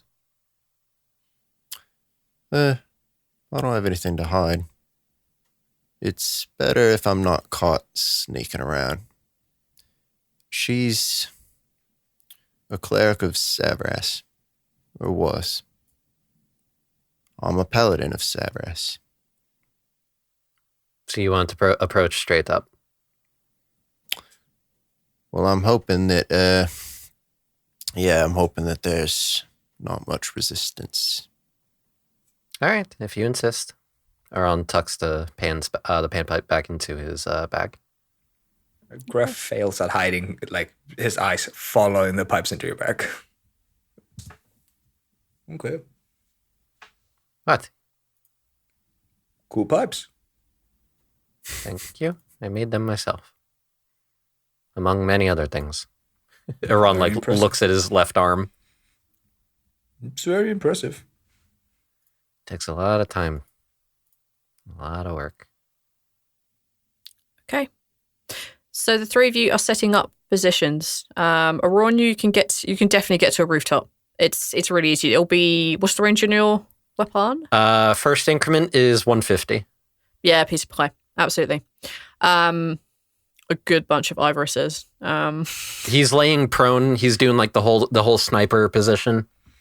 All right, roll a sneak check. Roll a hide. Do it. All right. Sure, fuck it. 18 stealth. Yep, absolutely. No one can. No, apart from the people who know you're there. No one knows you're there. Greff may not know you're there. Wait, where did Arawn go? All right, Greff, you are managing to basically move things on and off the boat. You kind of blend in. Yeah. The gangplank is still down, waiting for their last visitors. Sort of. I'm assuming you guys are setting up for midnight-ish, right? Because that's when she's supposed to be here. Yeah. Okay, good. You're managing to work on and off the boat, but they tell you, you need to leave when their final piece of cargo arrives, and they make it absolutely clear this has to happen. You're managing to hide on there. Greff is actively like trying to pack for a little bit of food. Like, come on, I help along. Fine, because it's fine. They give you some like really watered down soup that tastes like not great, but food is food. Ivoris, where are you waiting? I think that where he was watching all the boats and pretending to, be inconspicuous is probably the best spot for him to camp out, right? And presuming your nerdiness. Yeah, it's fine. Yeah, absolutely. Yeah. Night boat watching. How exotic. Hey, well, the tide is there when the tide is there, man. Cannot control the tides. Yet. You are not the god of the sea. I'll invent something. Sure. I'll invent a wave machine. It'll be great in amusement parks. Yeah, you are, seriously, you're going to be like the wealthiest man by the time this is finished. Provided you could get someone to fund your work. All right. About just before midnight, you heard like, the half hour bell, a single tolling of a bell of a nearby temple going off, announcing it to be like 11:30. It's just after that, you know that the midnight bells are coming. Greff, you are informed that it's not long before you have to leave. And Ivoris, you're seeing people coming and going. I would like the three of you to please take a perception check. Who cannot see in the dark? Oh, man. I cannot. Two of you. Okay, that's fine. I just need to keep it straight in my head. I'm the only one with dark vision. Yeah, so it's the opposite of other group. So there is a lot of light around here. It's just that if things go south, then I need to know. All right. Perception? Yes, please. Oh, Mazel Tov. 15. Natural 20. Ooh. Damn. Son of a bitch. A natural 13. Oh boy. Okay. Greff, you only notice it when everyone else notices it. You're probably walking on and off the boat for a while. Everyone else has already spotted the targets. You see the young tabaxi boy, the dark reddish orange fur. He's wearing a little sailor's outfit, a little coat. You see that there is a tall person striding next to them. They're wearing a very long cloak that goes to the ground. Not really able to hide the fact they have a tail, but it is covered. The cloak is mostly obscuring their face, especially in the darkness. You see them approaching. It's just the two of them. The woman has her arm around the young boy, and they seem to be talking very quietly to one another. You can see her looking around. You can see the boy looking around. They're both being careful. If it wasn't for your natural 20 and your 15, you wouldn't spot that they were anything other than people just trying to make their way to the boat. They have other purposes. In that case, they are just passing Ivoris. I will stand up and walk towards them and intercept them. Excuse me, sir. She puts her arms around the boy again and takes one step to the side. Do I get a closer look at her, or is she still like super hiding? Yeah, you can probably get much closer look. Stand in front of her. Yeah, she's definitely a female tabaxi. You can see that. No, you just see her face. She has very bright eyes. She's a little older, but looking between her and the boy, they aren't cousins. He is definitely her son. I was hoping we could talk, actually. Please, sir, we're late. I'm afraid that I've got somewhere else I need you to be. She takes a step in front of the boy, and you can see her beginning to move her hands, and you can hear her beginning to mutter something. You can hear her, please, Severus, listen, protect my boy. And you guys see this kind of like brief flash of pale light surrounding the boy and then disappears. Ivoris flashes his holy symbol again, which, goddamn, this is the most he's ever done that ever. Twice in one day. I know. Wow. I'm gonna wear that thing out. I know. I've never used it this much. Please, if you follow Severus, perhaps you'll just let us go. And she's taking steps, like trying to like skirt around you so she can make it, but get her. So she is between you and the boat. She's doing this slowly as not to like raise alarm or anything, but no, yeah, he's not going to let her scoot close. He's also making it very clear what he is. He's not like hiding under his cloak or whatever. That's understandable. You with the rebellion? You see her eyes go very wide. She takes a step back. I'm not part of any rebellion, no. It's just me and my son. We just want to get aboard the boat. Can I insight? Of course. It's not going to be It's good, really but... not a difficult check. The whole time this is happening, Arawn has his sight aimed at this woman's ankle. Yeah, that's fine. It is a 15. She's lying. Okay. Just waiting for the signal. There was... Stop. Signal. Do you guys have a signal? I assume that we've been working together long enough that there's some signal where if Ivoris does something in particular, Arawn's going to immediately fire. What is the signal? I will leave that up to Ivoris. Probably like 2 snaps, because why the hell would you snap twice ever? No, just like kind of like he could like hold his hand behind his back and do it real quick while he's like grabbing his weapon or something. Yeah, like to one side. Like it's So there's a it's minor signal that you- auditory thing, you know. It can be something that's done stealthily, subtly. you know? Yeah, but it's okay. kind If you of wanna be also sassy. super obvious. Yeah. Okay, we'll assume that that's the go signal for all of you. So Okay. whether it's like Greff needing to go hit something, or Ivoris needing to mind control something, or you shooting at like, we'll assume that this is your team's go signal. Okay, that's fine. I just want to make sure that's Now, there was thing. nothing mentioned about the boy, was there? No. Okay. We were told a cousin. Okay. You weren't told you needed to bring the cousin in Right, alive. right. Just the woman. We're not here for anyone else. You're a cleric of Savras. And I'm a paladin of Savras. We both know what needs to happen here. She stands up tall. She pulls her hood back, and you can see that one of her ears are missing.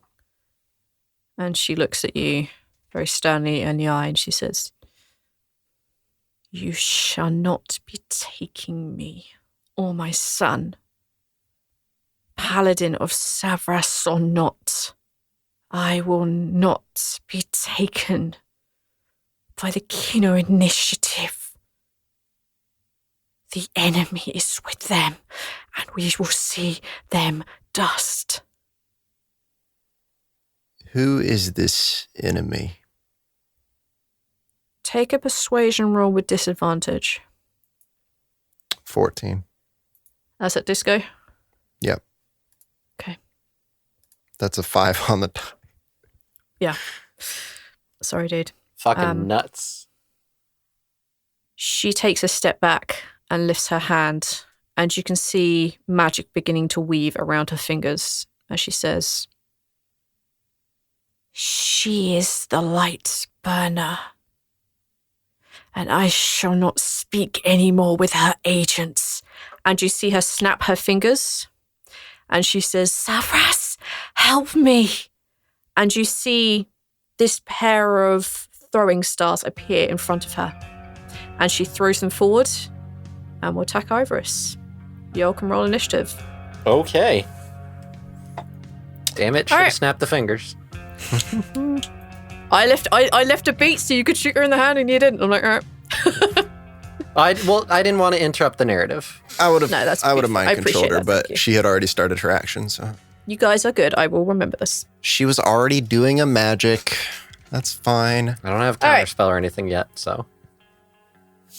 All right. Okay, let's shout them out. Arawn. 21. All right, Greff. 9. Gonna put that down here. Oh, Ivoris. 18. And this lovely young lady. Oh, damn! Natural 20. Oh. Yeah. So yeah, Thysia gets to go at the top. All right. She gets her surprise round first. So let's do that. She throws the throwing stars forward. And they slash into your chest, I hope. For a natural 1. Oh man. The first one just like swings past your head. Just barely hits. Yeah, that was her go. Like, she throws them forward and they just completely like bypass you, as if Savras is like, dude, what the hell are you doing? All right. She grabs hold of the kid and she begins to take a few steps back. No, okay, she takes her steps back then. I guess that's what she does. I didn't realize I was like in range. Yeah, I mean, you're close enough to have seen her face and like do the chatty Okay, because I talky know thing, we were so- trying to like, I was trying to like stay between her and the bow. I didn't like envision us like close.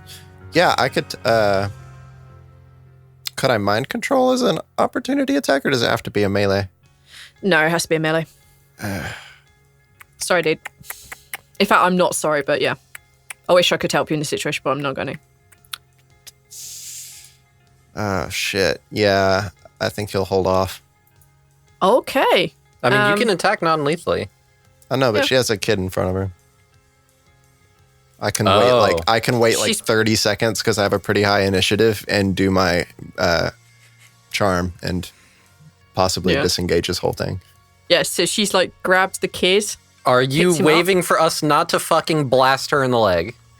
Not really. I don't know what you're doing. I'm about to blast her in the leg. I've picked up this kid, and she's now backing away, seeing that she now has the opportunity. It's now her go, so she's effectively disengaged. So she's going to run as her movement. She's going to dash as her action. And she is going to move the throwing stars to attack you again. All right. God damn it. Just kidding. Oh, that's much better. 26 versus your armor class. Yeah. Fuck yeah. So these shurikens just basically pommel into your shoulders. Oh my god, Savras doesn't want to hurt you. Good. 2d8 plus 5 and you get 7. Yeah. You take 7 points of damage as these like throwing stars are basically cut into your shoulder almost equally like on either side. They just brush you. Owie. Ow. That's her go. Yeah. All right, it is now Arawn. Has there been a signal of do not shoot? Not really. He doesn't care. If you've got a shot, you can take it. But all right, he's not at an angle that he wants to like pull a sword out. He wants to do something else. So that's on him. You can do whatever. Yeah, I'm gonna say because you're hidden, so I'm gonna say it's attack with advantage. All right, we can go with that. So since the element of surprise and ambush is out the window, Arawn is going to flip a switch on his gun, activating Thundermonger. Mm-hmm. So I imagine he flips a switch and there's like one of those like charging ups of power. Mm-hmm. And he's going to fire at her ankle. Cool. Take the shot. 21 to hit. Yes. For 14 piercing damage and 1 thunder damage. Okay. I'm going to say, because you are specifically aiming at her ankle, you don't break her ankle, you don't do anything fancy like that, but I'm going to say it cancels out her dash. So she's only like, let's say she's carrying a child, her range would be limited. Let's say she's like 20 feet from Ivoris. There you go. Cool. And then as a bonus action, I'm going to mutter some arcane words and cast Shield of Faith on Ivoris. I'll say you're in range, yeah. It's a 60-foot range. I don't know. Yep. She passes a concentration check. Gotcha. All right, so Ivoris, you have a +2 AC bonus. Cool, thanks. Nice. Sweet. You'll go over? That's my turn. Yep, your position has well and truly been given up. Okay, Ivoris. All right. Ivoris is going to use his suggestion ability. All right, click the thingy so we can read it and find out what the fuck it is. Oh, you bits. The range is 30 feet, so it makes it super cool that Arawn managed to slow her down to keep her within range. Damn it! I thought I was being kind. Fuck. It just kind of makes Ivoris this like overly cool guy. He's just standing there, shurikens flying at him. Doesn't even move. Person starts running, and then like, yeah, all right. No. So she needs to make a wisdom save. What is your DC? 15. She beat it. Fuck. I don't think there's anything else I can do. Let me see. You could try and rugby tackle her and the child to the ground. That wouldn't count as an action? Yes, it would. Yeah. It blatantly would. Yeah. Yeah, I don't think there's anything I could do. I'm gonna chase him down though. Okay, you close the distance. Yeah. Okay, Greff. All right, you said a very fun word earlier. Gangplank. Yeah. Can we say that the tide is in, meaning that the boats are high? Yes. All right, Greff's gonna run over to the gangplank and he's gonna try to throw it off, so it's borderline very hard to get on the boat. Oh, you want to stop him from getting on the boat? Yeah, basically, Greff's basically gonna just lift the gangplank. If people are climbing it, they would just kind of fall back, and then he's just gonna tilt it to the left so it falls between the dock and the boat. Nice. With you stuck on the boat. Clever. Look at you using your brain With muscle. you stuck on the boat. Okay. I love it. I assume there's going to be some sort of Hulk smash like power land soon, so all right. 3-point landing. Take a strength check for me. All right. It's not particularly heavy, but I'm going to say that there is someone on it. And they're like, well, Greff, what are you doing? No, Greff, no. Can I try to intimidate them off first? To like? I'll say yes. Yeah, go on. Get the fuck off the thing. I got things to do. And crap. That's an invitation. They just like walk up like, Greff, what are you doing? Greff, put down the plank. And then just Greff smash. Let's roll that strength. Guy didn't listen to Greff's warning. Greff rolls a 19 on the strength check. All right, the man does not listen to Greff. The Greff. The Greff happens. This guy goes like falling into the drink. The gangplank falling down after you like. All right, the boat is high in the water. The gangplank is in the drink. Congratulations, you've stopped her from getting on the boat. Good job. All right, what would you like to do with your move?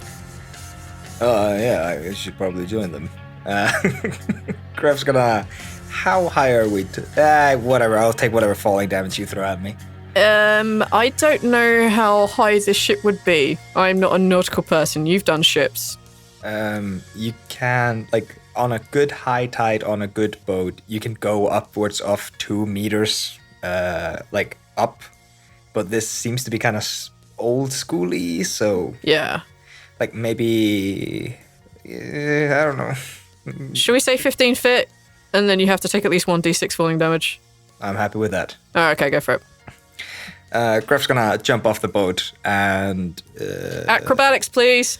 Oh yeah, that's what you're asking. If you miss, you will fall in the water. No! Yeah. Well, I got a 14. Wilhelm scream. Ah! Is that Wilhelm scream? Ah! You land on the dock and you take...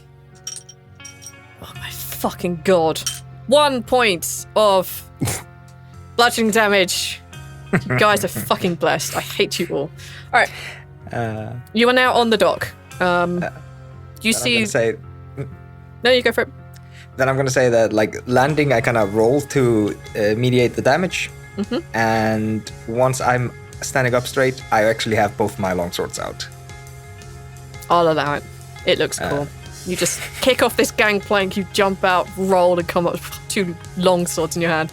You look quite intimidating in front of this woman who's trying to run away from Ivoris. Yeah, okay. Now top of the round. It is now Thysia. She sees the horrificness in front of her. She can't move the weapon far enough. Alright, the weapon is nowhere near. She can't get it close enough to hit you. Okay, all she can do is move the weapons so they are in her melee range. Almost in her melee range, not quite.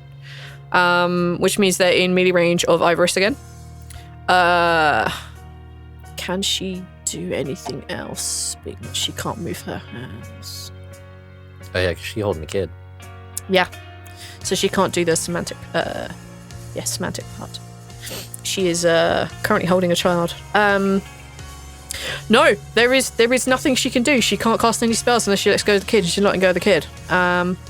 Okay, she just has these weapons around her. That's it, because she's moved them as a bonus action, so she can't hold the action of attacking. So there we go. It's her go.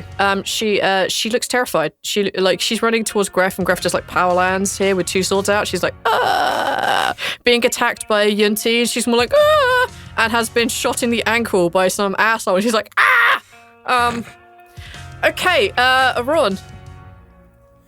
On a scale of 1 to 10, how injured is she? She's injured. Injured enough that if I shoot her again, she's probably going to kick the bucket? Take a medicine check. 11. You don't know. See, that's the problem is because ranged weapons, you can't really do non-lethal. Yeah, you can. You can aim a weapon to not shoot them in the heart. You can do like you did, shoot her in the ankle, shoot her in the thigh, shoot her in the knee. If you are willing to hand wave that, I will take it then. I genuinely do. Like, Lieutenant Dan lost both his legs and he lived. You can shoot Neil, your legs clean off. Neil, It's true. I That love is you true. so much. I'm so happy with that reference. Lieutenant Dan. That's cool. Ice cream. Stop it. Carry on. Next. All right, Yeah, I'm happy to hand wave the non-lethal damage on that. Okay. In that case, then, I imagine it's got like that slide pump action sort of thing on the gun. So Arawn has to reload, aim, and he's going to fire at the other ankle. Okay, go for it. No surprise, so no advantage. Nope. That's a nat 1. Your gun jams. Fuck. It would take a bonus next time around just to clear it, and then you can shoot again. I have a bonus action this turn. Sure. I guess You I'll can spend- clear it now. Yeah, that's fine. Yeah, you I'll can do it spend the rest of my turn then fucking like Ivoris, you're probably just close enough that you hear Arawn like on the roof. You hear like a God fucking damn it piece of shit. I hope that's okay, but I'm going to establish that as because you've made this stuff and artifice is like way too fucking powerful. I think that's a fair. If I It will roll a take you nat 1, bonus. I can understand it jamming. Yeah. I think it should be a bonus to clear it. So we established that now. That's our rules. Anyone else have a problem with it? You don't. Yeah. Okay. Cool. All right. Yeah, I'll just clear it then. Okay. I assume you're not moving. No, I'm staying prone. Good plan. All right. It's now Ivoris. Oh, man. All right. I'm going to stab her. Non-lethally. Non-lethally, not hitting the child. Okay. Yeah. Where are you aiming to stab her non-lethally? In the thigh. Go for the thigh. I'm not going to stab. His rapier's got like a sharp blade on it. He can do a slash if he wants. Yeah, you can slash. Yeah, I'll take it. Yeah. Because I don't want to stab through and hit her kid. So I'm going to slash across her lower back. Okay, perfect. Oh, man. 14. That hits. Oh, shit. 10 damage. You slash the back of her and you see the material just like cut through the cloak, through whatever clothing it is she's wearing underneath, and she's just wearing cloth. And you see this, like, as you pull it across, you see like a nice flick of blood at the end of your rapier as you kind of like slash across her, and you hear her kind of like, ah! That's kind of the extent of it. I need to roll a check. She's not down yet? Nope. She's smiting? looking rough. Yeah, I'll smite her. She also lost concentration. You see a slight flickering going out on the kid. That was a pretty low on 2d8s. That was pretty low on 2d8s. All right, so doing the mighty 4 damage, it's almost as if Savras is kind of protecting her too, but you do feel this kind of like jolt of understanding, like passing through your arm, through your weapon and slashing at her back. You see, like everyone else in the area, you see this small flash as Savras bends down and just like slaps the back of her head. It's the equivalent of what he's done. Okay, she's not down, but she's looking unhappy. Is there anything else you'd like to do? No, I think that's nope. All right, Greff. Greff basically just, I think he's just charging up the dock at the woman. Mm-hmm. Is nobody off from the boat or any of the people that weren't already on the boat intercepting this? No one seems to be paying much heed. There are people looking over from the boat, and they seem like waving fists and like scrambling around to try and get weaponry to shoot at you guys. But the fact you threw their gangplank off kind of really threw their plans, and none of them are dumb enough to jump off the boat. Yeah. And then you're within stabbing range of Greff, and that's Yes. Yeah, that's no. So you've made, I'm going to say that your movement, you can get to the girl and Ivoris and Alright. the weapons. Basically, Greff just does a spinning move, and then just with the blunt side of his blade, he's just gonna slam it into the woman, both blades. Where she's holding a child in front of her chest protectively. Okay, well, is she moving the child to intercept the blade? No! Then I'm hitting her. No! The chest hand area. Chest hand area. Okay, I think we're going to do it. You're more likely to hit her in the shoulder and the throat than the child. Because the child is held against her chest, yeah. I have 2 weapons, and I'm attacking with both of them. First, with my kind of rusty, old-looking longsword, I got a 20 to hit, and 14 non-lethal. Yeah, you just, like, smash her in the side of the head. She looks super not good. Like you can see you've stunned her. Next hit. And with the following up hit, I got a 18 to hit. This is with your fancy cool sword. Yeah. All right. This one, seeing that you have the advantage, you just kind of like whack her on the head with it. Just like straight on the top, like, no, bam. You see her collapse to the ground. The child falls underneath her and you can hear him like beginning to like mew and cry. The woman is unconscious. Can I, like, how small is the child? Are we talking like waist high? Yeah, let's say waist high. All right, Greff real quick, like, grabs the kid and just pulls him away from the woman. You have your hands filled with long swords, my sir. I dropped the rusty one. I'm moving this unknown variable away from my money. Oh, Jesus Christ. What he actually sees is just like a bag of money. Okay. All right, cool. I'm going to say yes, because we don't like to harm children. All right, pick up and remove the child. The fight is over. The woman is unconscious. Mama? No, it's your cousin. Looks up at you. Like, no. It's Mama. And you can see like their big like cat eyes filling with tears. Oh my God. All right.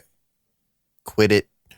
I'm going to tie her up with the rope that I surely have, because I'm finally playing a character that's an adventurer. Yes. The brave adventurers. Well prepared, if not over prepared. Okay, yes.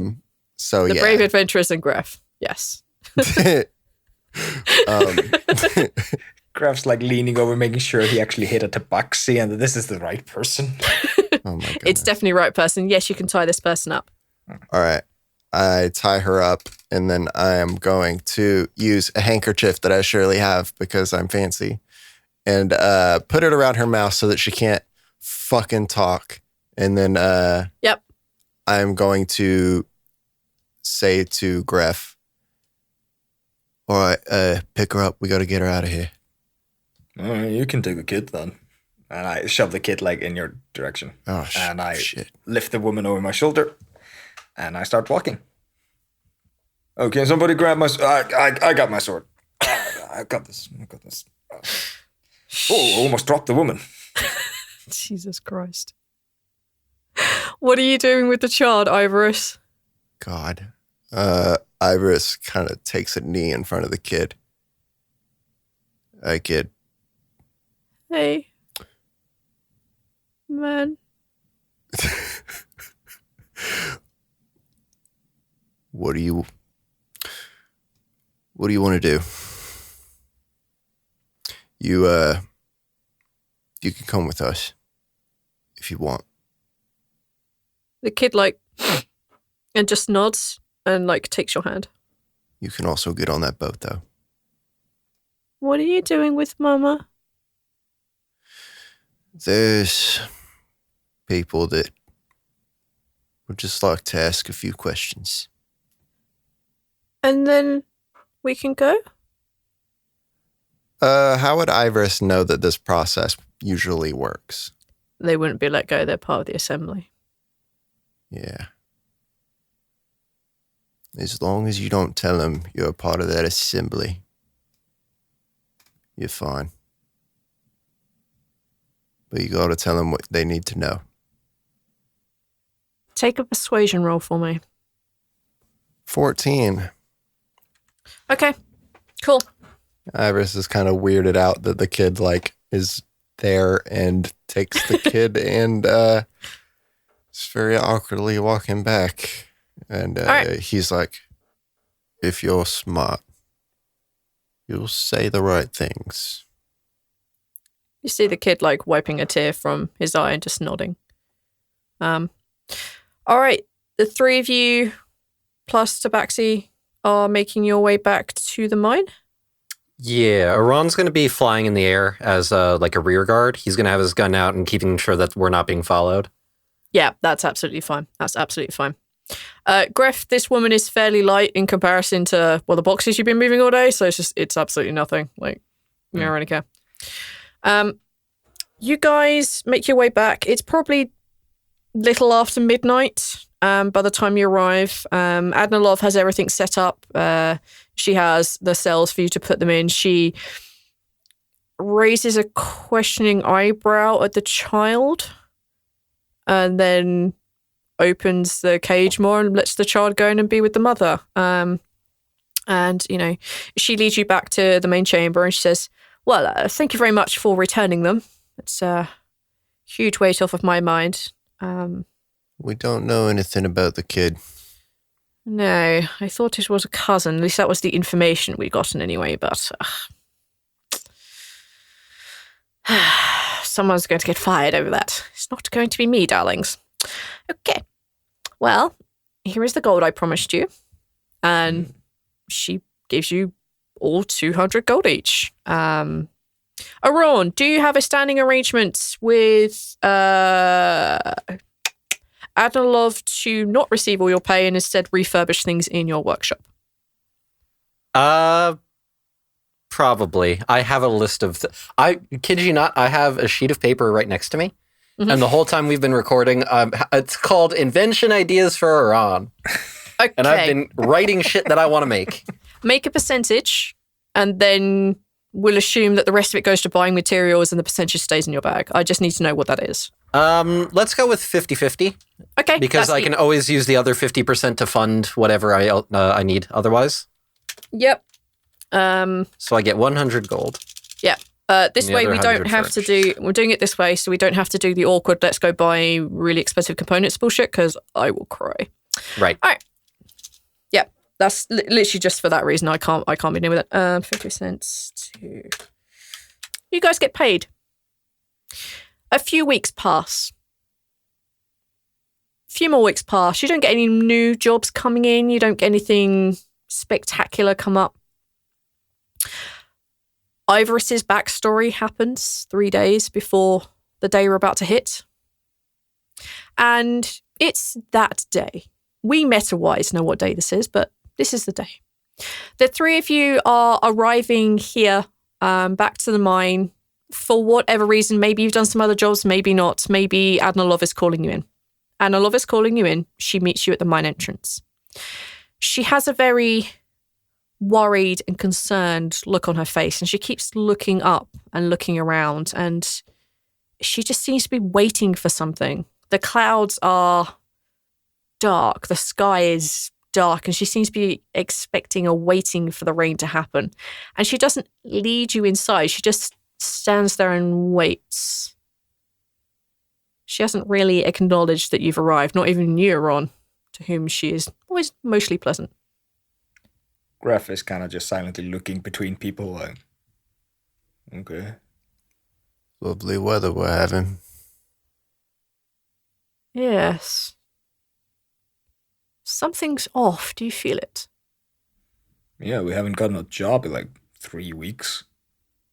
At this point, you see her just close her eyes and just... She might be worried, but this dumb, obvious statement just makes her smile, and she opens her eyes and she looks down, looks up at Greff, and she's like, yes, well, at least you can rely on some people for the small things in life, I guess. Well, perhaps we... And as she says that,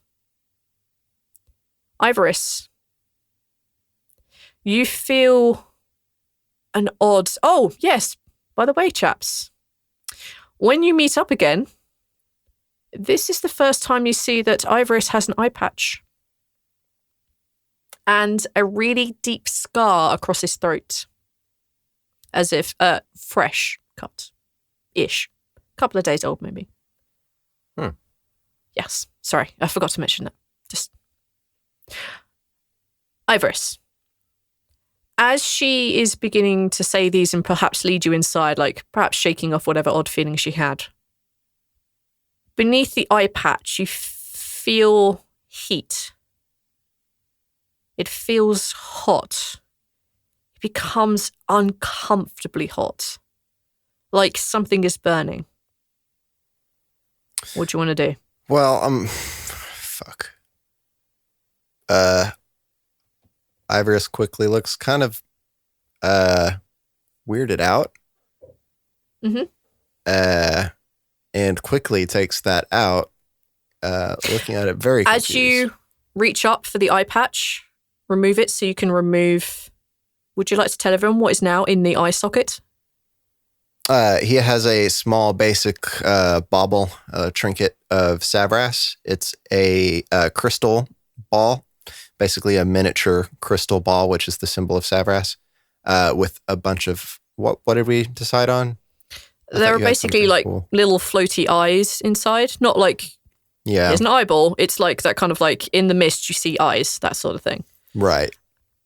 As you lift your eye patch to reach for your eye, Arawn, Greff, and Adnalov cannot help but notice that inside this glass eye, the eyes are bright red. They are bouncing around. They can see the glass which is containing it is bright red.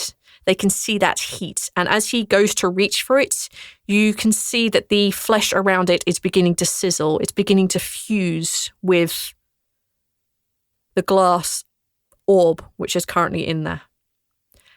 I need all of you to make a Constitution saving throw. Ivoris, you're at disadvantage. Okay. Fuck my life. I feel like I'm playing Raw. I've got about the same con save. Do you never learn? And he doesn't pass him ever either. It's 4.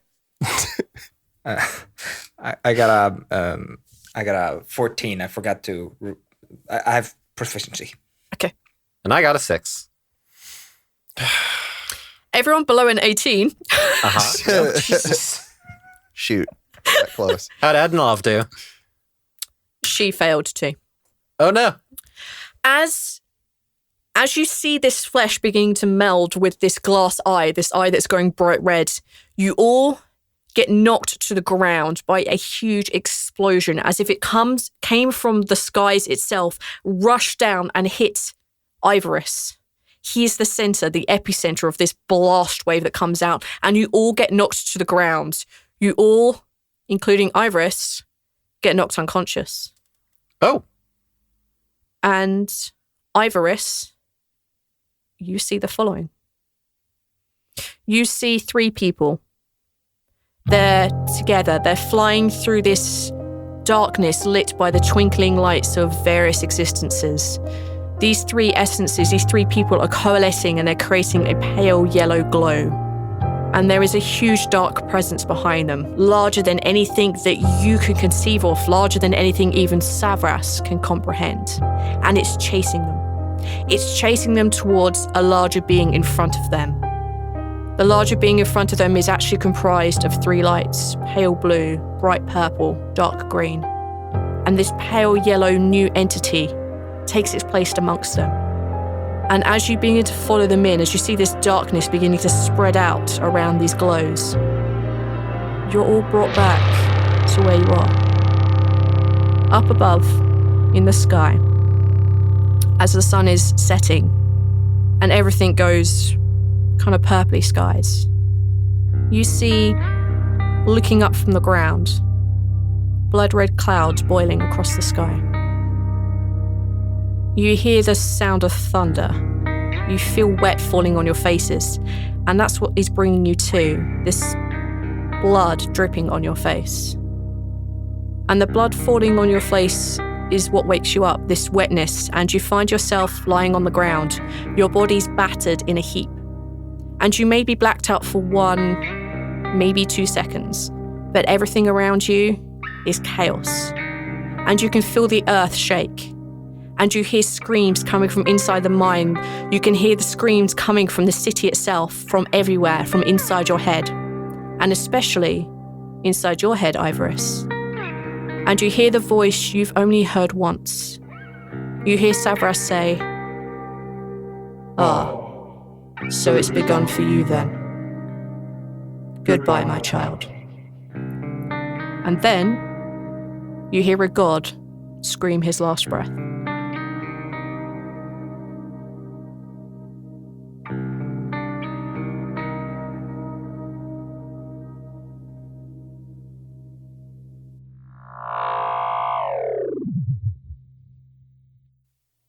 Well, shit.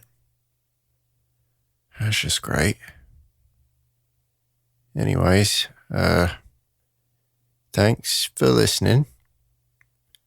Special thanks to all of our patrons for your support. Means a lot. It means that we get to go on these adventures. So, special thanks to all of the patrons for that. Special thanks to Bezo for the name Zed. I'm sure I pronounced those things wrong. Sorry about that. And Thirsty for the name Adnilov. And thanks to Ian Grover for voicing Baracus in this campaign here.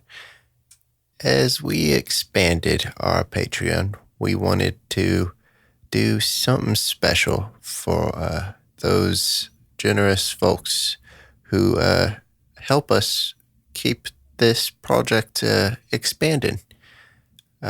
Man, this S thing is the worst.